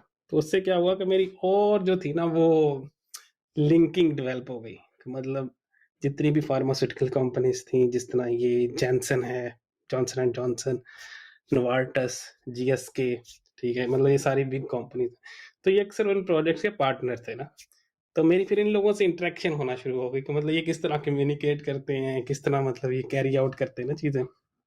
तो साल मैंने फिर किया अपना ना पोस्ट डॉक, ठीक है, पीएचडी के बाद। तो फिर क्या हुआ कि ये जॉनसन में इस तरह पोजीशन आई, तो मैंने जनाब जी सिंपल अप्लाई कर दिया। वो मेरा काम वही था जो बैचलर में मैं कर रहा था, मतलब स्किल सेट वही था, application area is different now. तो क्या होता है कि जो आपने स्किल सेट सीखी हैं, मैं उनको डिफरेंट प्रोजेक्ट्स पे जो है वो अप्लाई कर सकता हूँ। तो मेरे केस में मतलब इट्स वेरी इंटरेस्टिंग कि इंडस्ट्रियल इंजीनियरिंग से मैं आया, ठीक है? मास्टर्स मैंने ह्यूमन फैक्टर्स एंड एर्गोनॉमिक्स मतलब रिसर्च एरिया वो था। इवन दो कि जो मास्टर्स का टाइटल था वो था इंडस्ट्रियल एंड सिस्टम्स इंजीनियरिंग ना, तो ये भी बड़ा लोगों को होता है कि इवन कि मैंने देखा है कि मेरी फील्ड के कुछ लोग जो हैं वो इंडस्ट्रियल इंजीनियरिंग के बाद वो मैकेनिकल इंजीनियरिंग में गए, बट मैकेनिकल इंजीनियरिंग में जाके भी वो मेडिकल में काम कर रहे हैं, मेडिकल डोमेन में काम कर रहे हैं। तो इसमें स्टूडेंट्स के लिए ये लेसन है कि आप डिग्री टाइटल ना देखें, आप लैब का काम देखें, कि हुँ, अगर जो लैब का काम है, वो थोड़ा बहुत रेलेवेंट है, जो आपने सब्जेक्ट्स पढ़े हैं पहले या थोड़ा बहुत जो काम आपने किया है उसके रेलेवेंट है तो at least then go for it, don't wait. तो मैंने भी यही किया और अभी मैं कंपनी में बैठा हूँ, काम कर रहा हूँ। देखिए जो मेन जो टेक अवे है ना from all this conversation is to hmm, focus on the skills, not on the applications because hmm, application would always change. आज से 2 साल बाद, 3 साल बाद, 5 साल बाद एप्लीकेशन चेंज हो जाएगी, ठीक है? लैब लैब का फोकस भी चेंज हो जाएगा। तो हुँ, ये नहीं है कि आपने वही अपने साथ पूरी ज़िंदगी लेके चलना है, ठीक है? आप स्किल पे फोकस करें और स्किल को हाइलाइट करें फॉर द न्यू जॉब कि यार मेरे पास ये बेसिक स्किल्स हैं और I can do this job. अच्छा, I think moving on to the next topic which is the publication and thesis and viva experience, ठीक है? हुँ, हुँ, हुँ, कि आपके पीएचडी के अंदर चले आपने चले इसके फंडिंग भी ले ली, आपने लैब भी अच्छी चूज़ कर ली, ठीक है? आप यहाँ पे आ गए हैं। तो पीएचडी के दौरान कितनी पब्लिकेशन चाहिए होती है यहाँ पे यूके में, ठीक है? थीसिस कैसे लिखते हैं, ठीक है? और वाइवा कैसे होता है? तो सबसे पहले पब्लिकेशंस, आप मुझे बताएँ हुँ। कि आपका पब्लिकेशन एक्सपीरियंस कैसा था? आपको टारगेट दिया गया था कि यार आपने इतनी पब्लिकेशन करनी है, या जो है ना सुपरवाइज़र आपको पुश करता था कि यार ये पब्लिकेशन करो, ये हुँ, हुँ। अभी जर्नल आया है, कॉन्फ्रेंस आई है, पब्लिश करना है, इसमें ये करना है, तो आप खुद करते थे। तो हुँ, क्या हुँ। आपका एक्सपीरियंस है? My experience was very good यार, इन अ वे कि मेरे पे पहली बात तो कोई प्रेशर नहीं था पब्लिकेशन का कि आपने इतनी पब्लिकेशंस करनी हैं और आपने ग्रेजुएट होना है, और ना ही कोई डिपार्टमेंट की तरफ से ऐसी कोई रिक्वायरमेंट थी, ठीक है? ये तो बात क्लियर है, इवन दो कि without publication you can graduate and then you can publish later also, ठीक है? मेरे केस में ये था कि मेरा जो ग्रुप था वो मतलब काफ़ी बड़ा था, उसमें पब्लिकेशंस बहुत ज़्यादा आ रही थीं और ग्रुप की पहले से प्रैक्टिस थी कि हाँ, these are the conferences which we will target, ठीक है? वो पहले से मतलब क्लियर हो जाता था इसके लिए ये डेडलाइन्स हैं and you can go for it, मतलब nobody is going to impose on you कि आपने करना ही करना है, बट जिस तरह ग्रुप मीटिंग्स में है कि हाँ, इस साल में ये कॉन्फ्रेंसेस हैं और ये बंदा इस कॉन्फ्रेंस को टारगेट कर रहा है और अगर आपके रेलेवेंट है तो आप भी उसमें ना पार्टिसिपेट कर लें। तो ज़्यादातर पार्टिसिपेशन होती थी कि just go for have some submission paper की या एटलीस्ट एब्स्ट्रैक्ट की, ठीक है? सिंपल अटेंडी आप ना हो तो ज़्यादा बेटर है कि आप कुछ सबमिट करें। तो वो जो था वो ग्रुप की तरफ से ऑटोमैटिकली अडॉप्ट हो गया ना वो कल्चर कि हाँ, ये 4 कॉन्फ्रेंसेस हैं इस साल की, आपने उस पे टारगेट करना है। चलो ये तो कॉन्फ्रेंसेस वाला सीन जो है वो खत्म हो गया ना। तो उसमें ये होता था बाद में कि कॉन्फ्रेंसेस हो गई, आपकी पब्लिकेशंस भी हो गई, आपने प्रेज़ेंट भी कर लिया आपका काम या आपने पोस्टर प्रेज़ेंट कर लिया ना। तो मेरी लैब में ये कल्चर था कि if you have went for a conference, अगर आपने कोई काम स्टार्ट किया है, then you should at least extend it for journal paper also, ठीक है? तो हमारी फील्ड में जो थे वो जर्नल पेपर्स ज़्यादा जो थे वो कॉमन थे, ठीक है? कॉन्फ्रेंसेस थी बट जर्नल पेपर्स पे वो ज़्यादा फ़ोकस करते थे। तो आपने क अगर कॉन्फ्रेंस पे आप गए हैं तो आप उस पेपर को जो थे या उसको वर्क को एक्सटेंड करके एक जर्नल पेपर लाज़मी जो था ना वो सबमिट करते थे। मतलब एनकरेज करते थे, अगेन इम्पोज़ नहीं करते थे वो।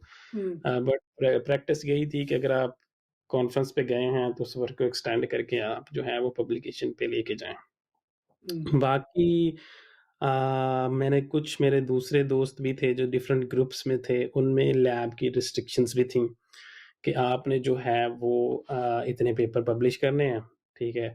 Then you can you know then your supervisor will be happy and you can hmm, graduate in UK also. मतलब मैं ये नहीं कहता कि ब्रिट सुपरवाइज़र बट यूजुअली जो एशियन सुपरवाइज़र्स हैं उन्होंने इस तरह की जो है वो रिस्ट्रिक्शंस रखी होती हैं। बट अगेन आप उनको कंट्रोल नहीं कर सकते इस हद तक कि अब वो बंदा ग्रेजुएट ही ना हो, ठीक है? That person will still go for a viva, ठीक है? और अगर उस वाइवे में वो पास हो जाता है, ठीक है। मैं घर में उसका सुपरवाइज़र इतना हैप्पी नहीं होगा अगर उसने पब्लिश नहीं किया काम तो। यूरोप में अगर मैं कंपेयर करूँ यूके के अलावा तो उधर अक्सर जो है वो स्पेशली आई विल से इन नीदरलैंड ना, तो उधर जो था उन्होंने रिक्वायरमेंट रखी हुई थी कि आपके 3 पेपर जो हैं वो पब्लिश होने चाहिए, 4 पेपर पब्लिश होने चाहिए, देन यू कैन ग्रेजुएट, ठीक है? उसके बगैर आप ग्रेजुएट नहीं हो सकते और उन्हीं पेपर्स को आप कंबाइन करके अपना थीसिस लिख लें, ठीक है? मतलब literally you can just have introductory chapter, ठीक है? And then your 4 papers and that's your thesis, ठीक है? Thesis book and then the viva will be just your formality क्योंकि आपने पहले ही अपना काम जो है वो पब्लिश कर दिया। But coming back to UK मेरा जो था वो थीसिस ऐसे था कि मैंने पब्लिश काफ़ी किया था, ठीक है?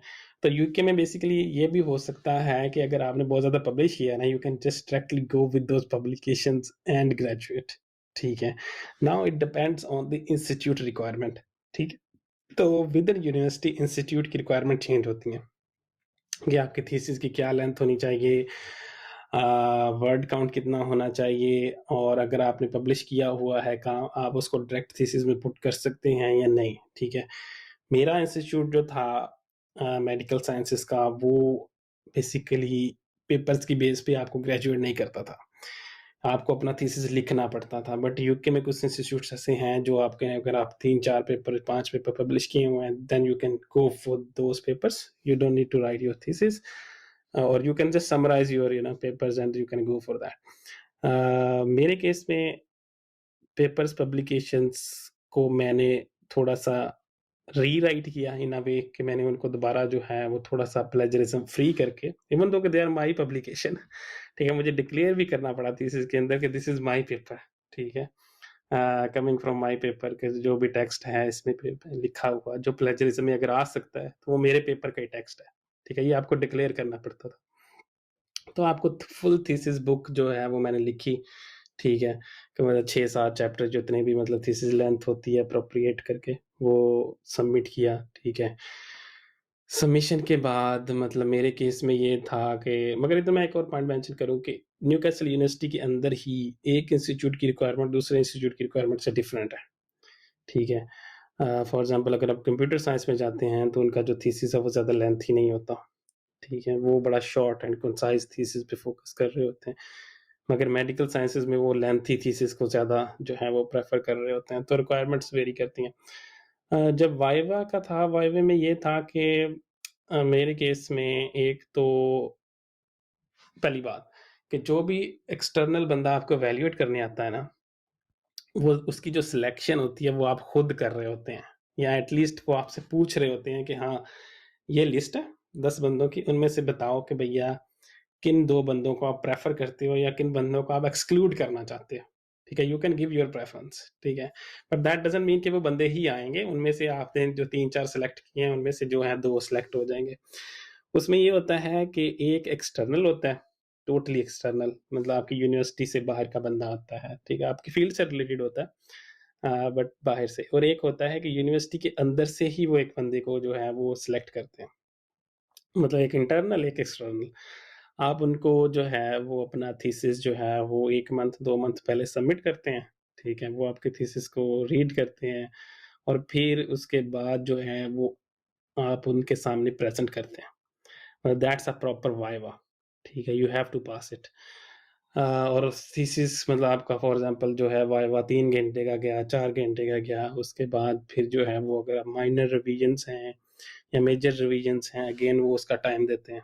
उस टाइम पे आप जो है वो अपने थीसिस को करेक्ट करके फिर सबमिट करते हैं, ठीक है? तो फिर जो है वो again they will evaluate and then if you are did well then वो कहेंगे कि हाँ, बंदा जो है ये ठीक है और ये जो है ये डॉक्टर अब बन जाएगा। यूजुअली मैंने देखा है कि माइनर रिविजन्स होती हैं, ठीक है? और after minor revision basically you get the doctor title after your viva usually मगर जो ऑफिशियल होता है वो आप जब लाइब्रेरी में अपना थीसिस सबमिट कर देते हैं और आपकी ग्रेजुएशन हो जाती है, फिर आपको वो जो है वो सेरेमनी वगैरह जो आपकी करते हैं, उसमें आपको डिग्री वगैरह देते हैं, तो then you are officially a doctor, PhD doctor. तो मेरा तो ये एक्सपीरियंस था। मगर वेरी करता है, इंस्टीट्यूट टू इंस्टीट्यूट भी वेरी करता है, कंट्री टू कंट्री भी वेरी करता है। तो आपका कैसा हाँ, एक्सपीरियंस सिमिलर रहा? Similar experience. हुँ, हुँ। पब्लिकेशंस हमारी 3-4 कॉन्फ्रेंसेस थी, ठीक है? उनकी साल में डेडलाइन आती थी, तो जब कॉन्फ्रेंस की डेडलाइन आती है, उससे पहले हमें पता होता है कि यार ये डेडलाइन आ रही है इस कॉन्फ्रेंस की, तो हमने कुछ अगर हम कोई टॉपिक है जिस पे हम काम कर रहे हैं पहले से, तो हम इस पे पब्लिश कर सकते हैं कि नहीं कर सकते, हमारे पास इतना टाइम है पब्लिकेशन का कि नहीं। तो उसके बेस पे हम डिसाइड करते हैं। मोस्टली हम लोग उन्हीं 2-3 कॉन्फ्रेंस को टारगेट करते हैं, ठीक है? ह्यूमन कंप्यूटर इंटरेक्शन के अंदर, ठीक है? तो क्या होता है कि हम लोग पब्लिश करते हैं, पेपर एक्सेप्ट होता है, रिजेक्ट होता है। अगर एक्सेप्ट होता है वेल एंड गुड, रिजेक्ट होता है तो फिर उसको हम लोग जो आता है फीडबैक उसको इम्प्रूव करके नेक्स्ट इटरेशन ऑफ जो दूसरी कॉन्फ्रेंस होती है, तो साल के अंदर जो 2 डिफरेंट डेडलाइंस होती है ना, उन्हीं को हम लोग टारगेट करते रहते हैं, ठीक है? एक में गया नहीं, दूसरे में चला गया, दूसरे में चला गया, तीसरे में चला गया, तो ऐसे लूप चलता रहता है हमारा। तो हम साल में एटलीस्ट 2 दफ़ा तो पब्लिश करने का ट्राई लाज़मी करते हैं, ठीक है? अब हुँ, वो हुँ। होता है कि 2 दफ़ा होता है कि नहीं होता, वो अलग बात है। लेकिन ये है कि एटलीस्ट 2 दफ़ा एक बंदा जो है ना, specially me, I used to submit 2 times within 1 year, ठीक है? और एक तो अपना पेपर होता था जो अपने पे मैंने एज़ अ फर्स्ट ऑथर, उसके बाद 2-3 मेरे कोलैबोरेटिव पेपर होते थे जो कि मैं दूसरों के साथ काम, तो हुँ, at least um, um. Used to publish at least 3 3 on average 3 papers per year. और ये जो है सुपर, ये कोई रिक्वायरमेंट नहीं थी कि आपने करना है, ये सारा मेरा अपना इनिशिएटिव था कि I knew that I have to publish more and more to get like good quality post doc, you know तो एकेडमिया में I think publication, everybody knows कि यार पब्लिकेशन अदर मेक्स यू और ब्रेक्स यू, ठीक है? Hmm, तो हुँ, हुँ, हुँ। वो कहते हैं ना, पब्लिश और पेरिश। तो I think I hmm, new, because मैं कोरिया से आया था, मुझे इस कल्चर का पता था, तो I was very well aware of that. तो मेरी पहली प्रायोरिटी यही थी कि मैं पब्लिश करूं। तो जब हमारे पब्लिकेशन के बाद जो है, पब्लिकेशन के बाद आई थिंक कोई रिक्वायरमेंट नहीं है, मैं जो इन the and I know that I publish like 10 plus papers, hmm, conference hmm. Papers थे, वर्कशॉप पेपर्स थे, एक्सटेंडेड एब्स्ट्रैक्ट्स थे, कुछ जर्नल पेपर्स थे, लिटरेचर रिव्यू पेपर्स थे, ठीक है? मतलब डिफरेंट एक्सपर्टीज मैंने पेपर लिखे। और उसके बाद थीसिस में 3 साल का हमारे पीएचडी होती है, ठीक है, यूके में। तो उसके बाद 3 साल तक मुझे पता था कि यार मैंने थीसिस की स्टोरी क्या बनानी है, ठीक है? क्योंकि ये जो रिसर्च टॉपिक्स होते हैं ना, they these papers they are different papers, they are not relevant to each other. तो हुँ, थीसिस की स्टोरी बनानी होती है, ठीक है? टॉपिक है आपका, ओवरऑल प्रॉब्लम स्टेटमेंट क्या है, ओवरऑल ऑब्जेक्टिव्स क्या थे, ओवरऑल रिसर्च क्वेश्चंस क्या थे, तो उसके अंदर आपने एक माइंड की स्टोरी बनानी होती है कि यार ठीक है, how these papers fit into that narrative, ठीक है? तो वो मैंने फिर जो है ना, एक थीसिस का लाइक बैकग्राउंड स्टोरी क्या है, उसमें मैंने इन पेपर्स में मैंने क्यों काम किया, ठीक है? और उसमें क्या था कि मैंने मोस्टली जो है ना, जो मेरे फर्स्ट ऑथर पेपर्स थे, उनको मैंने थीसिस में इंक्लूड किया। और हुँ, मैंने हुँ। बेसिकली उनको ऐसा किया कि दूसरा मतलब एक इंट्रोडक्शन था, इंट्रोडक्शन, वो एक कंबाइंड इंट्रोडक्शन लिखा मैंने थीसिस का, क्योंकि थीसिस का टॉपिक डिफरेंट था। हुँ, एक हुँ। मोर जनरल टॉपिक था, ओवर आर्किंग टॉपिक था, जिसके अंदर these papers would fit in. तो आई थिंक हुँ, 5-6 पेपर्स मैंने फिट किए थे, बाकी जो कोलैबोरेटिव थे उनको मैंने फिट नहीं किया, because I was not the hmm, first author, ठीक है? हुँ, तो उन पेपर्स को मैंने एक नैरेटिव के अंदर फिट किया गया, पहले मैंने ये काम किया, ठीक है? फिर इसके अंदर ये मसले आए तो मैंने ये किया, उसको चेंज करके फिर ये किया, देन उसके बाद evaluate, तो एक काइंड ऑफ स्टोरी लेआउट बना। और उस स्टोरी लेआउट को मैंने बाइंड किया इंट्रोडक्शन के अंदर, ठीक है? कि यार how these things fit with each other, why I did that, and उसके बाद एक चैप्टर से जब दूसरे चैप्टर्स में मूव करते थे, तो why I transition from there to there, तो you have to make this um, connections. Basically हुँ, आपने जो है ना, लेट्स से क्या एग्जांपल किया आपने, जो है ना डिफरेंट चीजें बनाई हुई हैं, तो उनको आपने आखिर में जोड़ना कैसे है, ठीक हुँ, है? हुँ, how um, to make a story out of it. तो हुँ, हर चैप्टर मेरा था वो एक पेपर था, और मोस्टली हुँ, मैंने कंटेंट जो है वो कॉपी पेस्ट किया हुआ था, ठीक है, अपने अपने थीसिस से। हुँ, इंट्रोडक्शन, बैकग्राउंड मैंने रीराइट किया, कंक्लूजन मैंने रीराइट किया, उनका जो बाइंडिंग था शुरू के अंदर, उसका जो इंट्रोडक्शन था वो थोड़ा रीराइट किया। हुँ, उसमें जो मेन जो कंटेंट था ना, लाइक जो प्रॉपर जो काम था, मैथड मैथड सेक्शन था, या कोई एनालिसिस था, that was like literally copy and paste from my thesis. हुँ। और उसको ऑफ कोर्स मैंने आपने बताया कि यार ये सारा मेरी पब्लिकेशंस की हुई है, I am the one, hmm, I am the hmm, first, hmm, you know, तो मेरी कंट्रीब्यूशन कितनी है इसके अंदर। और इस तरह मैंने जो है इसको एक काइंड ऑफ स्टोरी बनाई, और उसको जो है ना मैंने जिस तरह आपने बताया कि 2 लोग होते हैं, एक एक्सटर्नल होता है, एक हुँ, इंटरनल होता है, और एक तीसरा बंदा होता है जो कि मैनेज कर रहा होता है। तो हुँ, हुँ, उनको मैंने महीना डेढ़ पहले सेंड किया थीसिस, ठीक है? और वो जो है थीसिस के अंदर उन्होंने मुझसे जो है ना पहले 10 मिनट की प्रेजेंटेशन ली, और उसके बाद 3 घंटे मुझसे उन्होंने सवाल पूछे, और like hmm, they hmm, grilled me 3 hours। Basically, like, they grill you a lot. They have questions कि आपने ये क्यों किया? Why did you do this? Why did you move from this topic to this topic? ये मतलब आपको पूछते हैं कि ना, they try to test you। और दूसरा ये होता है कि ये नहीं आपको आपको ये नहीं कहते कि यार अच्छा इस पेज में क्या लिखा है वो मुझे बताओ। अगर आप वो कहेंगे तो वो दे विल अपोलोजाइज कि यार ये पेज में they will ask you, they will give you time to go to that page. So मेरा था कि मैंने थीसिस को अपने सामने खोल के रखा हुआ था, ठीक है? और मैं क्या करता था, अगर वो किसी स्पेसिफिक टॉपिक पे जाते थे तो I would open that and ask them कि यार just let me go to that page and see what I have written, क्योंकि आपको सारा याद नहीं होता। 200 प्लस पेजेस का थीसिस था, आई रिमेंबर।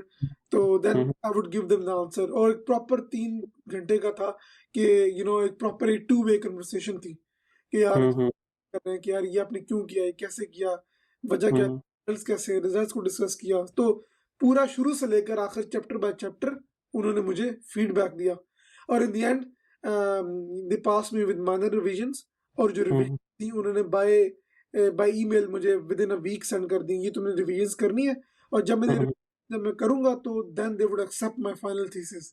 फिर वो 2 महीने के अंदर रिविजन्स उनको किया और अपने लाइब्रेरी में सबमिट कराया, और देन मेरी डिग्री, मुझे मुझे मतलब टाइटल मिल गया पीएचडी का। और देन ग्रेजुएशन आपने डिग्री फॉरन लेनी है, साल बाद लेनी है, 2 साल बाद ग्रेजुएशन करनी है, it's up to you.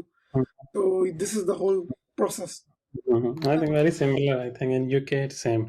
I think जो सबसे इम्पोर्टेंट बिट है ना इसमें ये है स्टूडेंट्स के लिए कि अगर आपने कुछ काम किया है, मतलब अगर आप देख रहे हैं कि हाँ you are getting a collaborative opportunity and you think okay this is not directly related to your PhD, I will encourage you to go for that। मतलब कि आप उस पे काम करें, चाहे वो डायरेक्टली रिलेटेड नहीं है आपकी पीएचडी के लिए, but still you can have a publication later in a collaborative manner.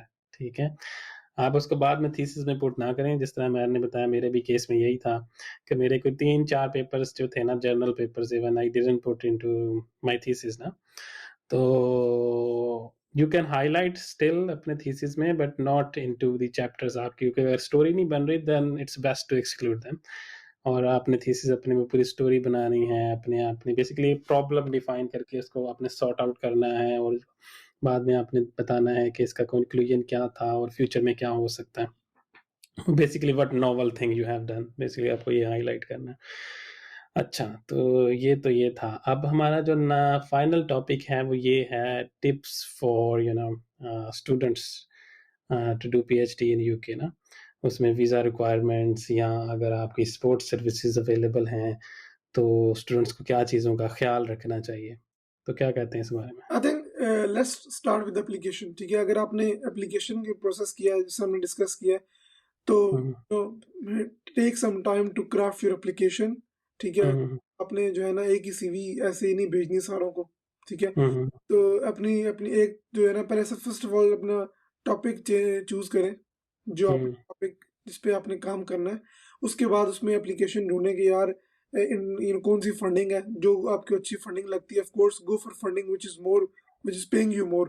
For example Marie Curie, हमारे केस में हम दोनों ने वही किया। तो हम्म, वो चूज करें, एप्लीकेशन में टाइम स्पेंड करें, ठीक है, एप्लीकेशन को क्राफ्ट करने का। बिकॉज अगर आपकी अच्छी एप्लीकेशन है तो वो आप नजर आएगी लोगों को, ठीक है? उसके बाद इंटरव्यू में जैसे हमने आप बताया था, बी कॉन्फिडेंट एंड एक चीज को आप एलेबोरेट करके बताएं कि यार आपने काम कैसे किया। ये ना बताएं कि क्या किया, बल्कि कैसे किया, स्टेप्स क्या लिए थे आपने। अ, ताकि लोगों को पता हो कि यार इस बंदे को स्टेप्स आते हैं। It's not only telling the final output but the steps as well, which is very important. And then इसके बाद जब आप पीएचडी में आते हैं, ट्राई टू कोलैबोरेट, ठीक है? और शुरू में आप सोचेंगे यार ये मैं जिस में काम कर रहा हूँ इस चैप्टर पे, इस रिसर्च रिसर्च पे, तो ये मेरी थीसिस में कैसे फिट होगी।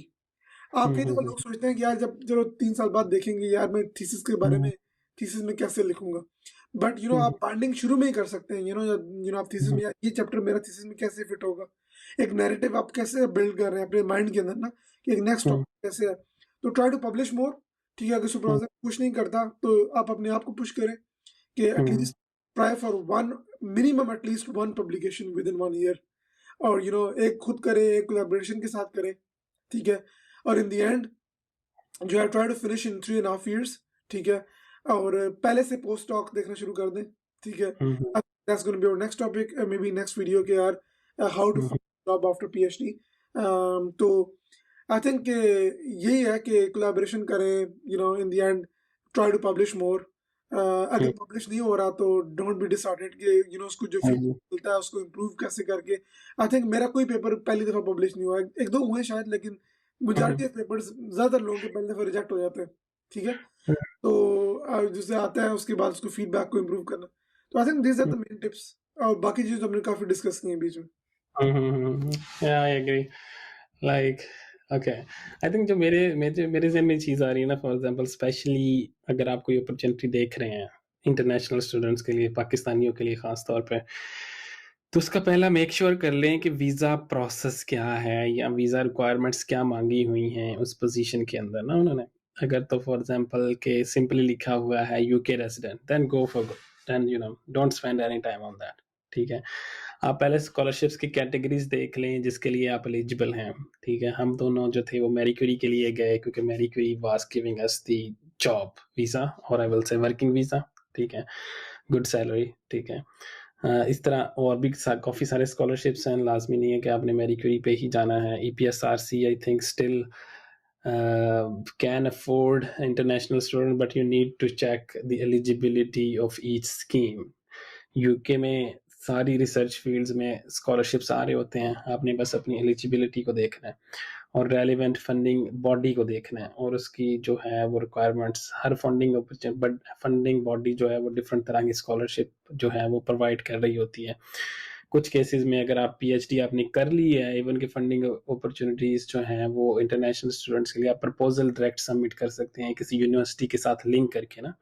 अगर कोई स्टूडेंट किसी और कंट्री में बैठा हुआ है तो वो भी कर सकता है। There are lot of opportunities, you just need to check your eligibility first ना। कोई भी टाइम स्पेंड करने से पहले एलिजिबिलिटी देखें। एलिजिबिलिटी के बाद आप देखें कि हाँ ठीक है मेरी डॉक्यूमेंटेशन उस पॉइंट ऑफ व्यू से रेडी है या नहीं, स्पेशली द इंग्लिश रिक्वायरमेंट। अगर किसी यूनिवर्सिटी की इंग्लिश रिक्वायरमेंट आइल्स में कुछ बैंड्स उनको चाहिए, 7 चाहिए, 6.5 चाहिए ईच कैटेगरी में, वो भी आपको देखने पड़ेंगे। अगर आपके पास वो स्कोर है that's good, if you have don't have that kind off score level, उससे कम है तो उसको इम्प्रूव करें पहले ही, एप्लीकेशन के प्रोसेस से पहले ही। अक्सर मैंने स्टूडेंट्स को देखा है कि वो स्कॉलरशिप के लिए अप्लाई तो करना चाहते हैं बट इंग्लिश ना इंग्लिश टेस्ट नहीं देना चाहते। तो I will say if you want to go for a scholarship, especially in UK, you need to take these kind of test anytime. अगर स्कॉलरशिप मिल भी जाता है फॉर वीज़ा पर्पस आपको देना पड़ेगा टेस्ट। मैरी क्यूरी में मेरा ये एक्सपीरियंस रहा है कि मैंने फ्रैंकली कोई टेस्ट नहीं दिया हुआ था, ठीक है? पहले एप्लीकेशन से पहले मैंने एप्लीकेशन सबमिट की, जब उन्होंने एक्सेप्ट कर लिया then they asked me to provide me that test and I simply said okay I don't have that, ठीक है? तो उन्होंने मुझे टाइम दिया एक 3 मंथ का ना, ठीक है? आई थिंक 2 मंथ का टाइम दिया। तो फिर मैंने वो यूके वीआई की साइट पे जाके बुक किया जो रेलिवेंट टेस्ट उन्होंने बताया मुझे। तो उसकी रिक्वायरमेंट बहुत कम थी। तो बेसिकली ये सारी चीज़ें आपको पहले जो है वो चेक कर लेनी चाहिए कि क्या-क्या रिक्वायरमेंट्स हैं जो आपके फ्यूचर में, फॉर एग्ज़ाम्पल अगर आपने डिग्री टेस्ट करवानी है या आपने इक्विवेलेंट लेना है, ठीक है? ना कि आप एंड में पैनिक हों डेट के पास जाके, ये सारी चीज़ें जो हैं वो आप पहले ही जो है वो अपनी फिक्स करके रखें। बाकी इन जनरल आपकी प्रोफाइल पे डिपेंड करता है, जो हमने पहले भी बहुत ज़्यादा डिटेल में बात कर ली है, रेलिवेंसी हो then go for that program. Relevancy not in terms of project but also in terms of subjects, आपने रेलिवेंट सब्जेक्ट पढ़े हुए हैं then go for it. Highlight करें उन सब्जेक्ट्स को अपनी सीवी के अंदर, अपने प्रपोजल के अंदर कि आपने एटलीस्ट पढ़ा हुआ है या नो हाउ है आपको।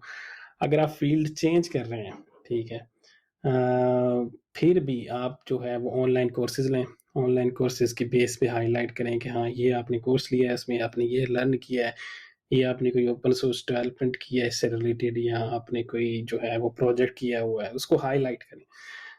तो आप इजीली स्विच कर लेंगे फील्ड। मेरे केस में मैंने किया है, ठीक है, तो आप भी कर सकते हैं। The main thing is you need to get that skill set first.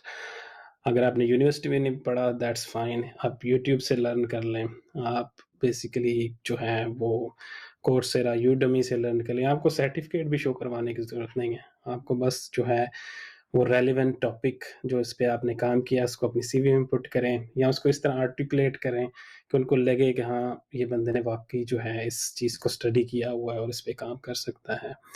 And field change, you can do it easily. It is up to you, really. I think that's it from my side. Any final conclusion you want to give, Umar? No, I think the main thing is that if you want to do something, you can do it. It's not like Yeah. I don't think so anything is impossible. ठीक है। Mhm. और आपको कोई expert नहीं होना चाहिए PhD से पहले, या इवन मास्टर्स के लिए भी, स्कॉलरशिप के लिए। you don't need to be an expert. Just show the relevant work and show that you can do it, and spend some time preparing the application. That's it. Yeah, agree completely. Just go for it by, having a proper profile, or I will say proper CV. But first thing is you need to understand, if you are moving somewhere into a different field, it will take some time. It is not like, it's a magic, you can do it in 15 days or 20 days. No, it requires hard work. So if you're willing to put hard work, then everything is possible. And if you are in your undergrad and you think, okay, I have to go to data science now, and if you are in your final year, then start taking some courses. अगर university में वो courses नहीं पढ़ा रहे आपको, तो definitely you should start learning. अगर आपका फाइनल प्रोजेक्ट नहीं भी है स्ट्रक्चर में, दैट्स फाइन। कोर्सेज लें उसके बारे में। इवन के अब तो काफ़ी सारे प्लेटफॉर्म बन गए हैं, कैगल पे जाएं आप, ठीक है। इसके अलावा भी काफ़ी सारे प्लेटफॉर्म्स हैं, उन पे कोई सी चैलेंज में पार्टिसिपेट कर लें आप, उस चैलेंज को शो कर लें अपनी सीवी के अंदर, तो वो भी आपको काफ़ी एज दे सकती है। So as I mentioned, everything is possible. You just need to have, faith in, whole process. And if you are a hardworking student, definitely you can achieve, many things. Yeah, that's it. Let's close that here. I think we are well above time. Yeah. Okay, hope to see you next time then. Yes. See you guys next Bye. time. Thanks. Bye bye.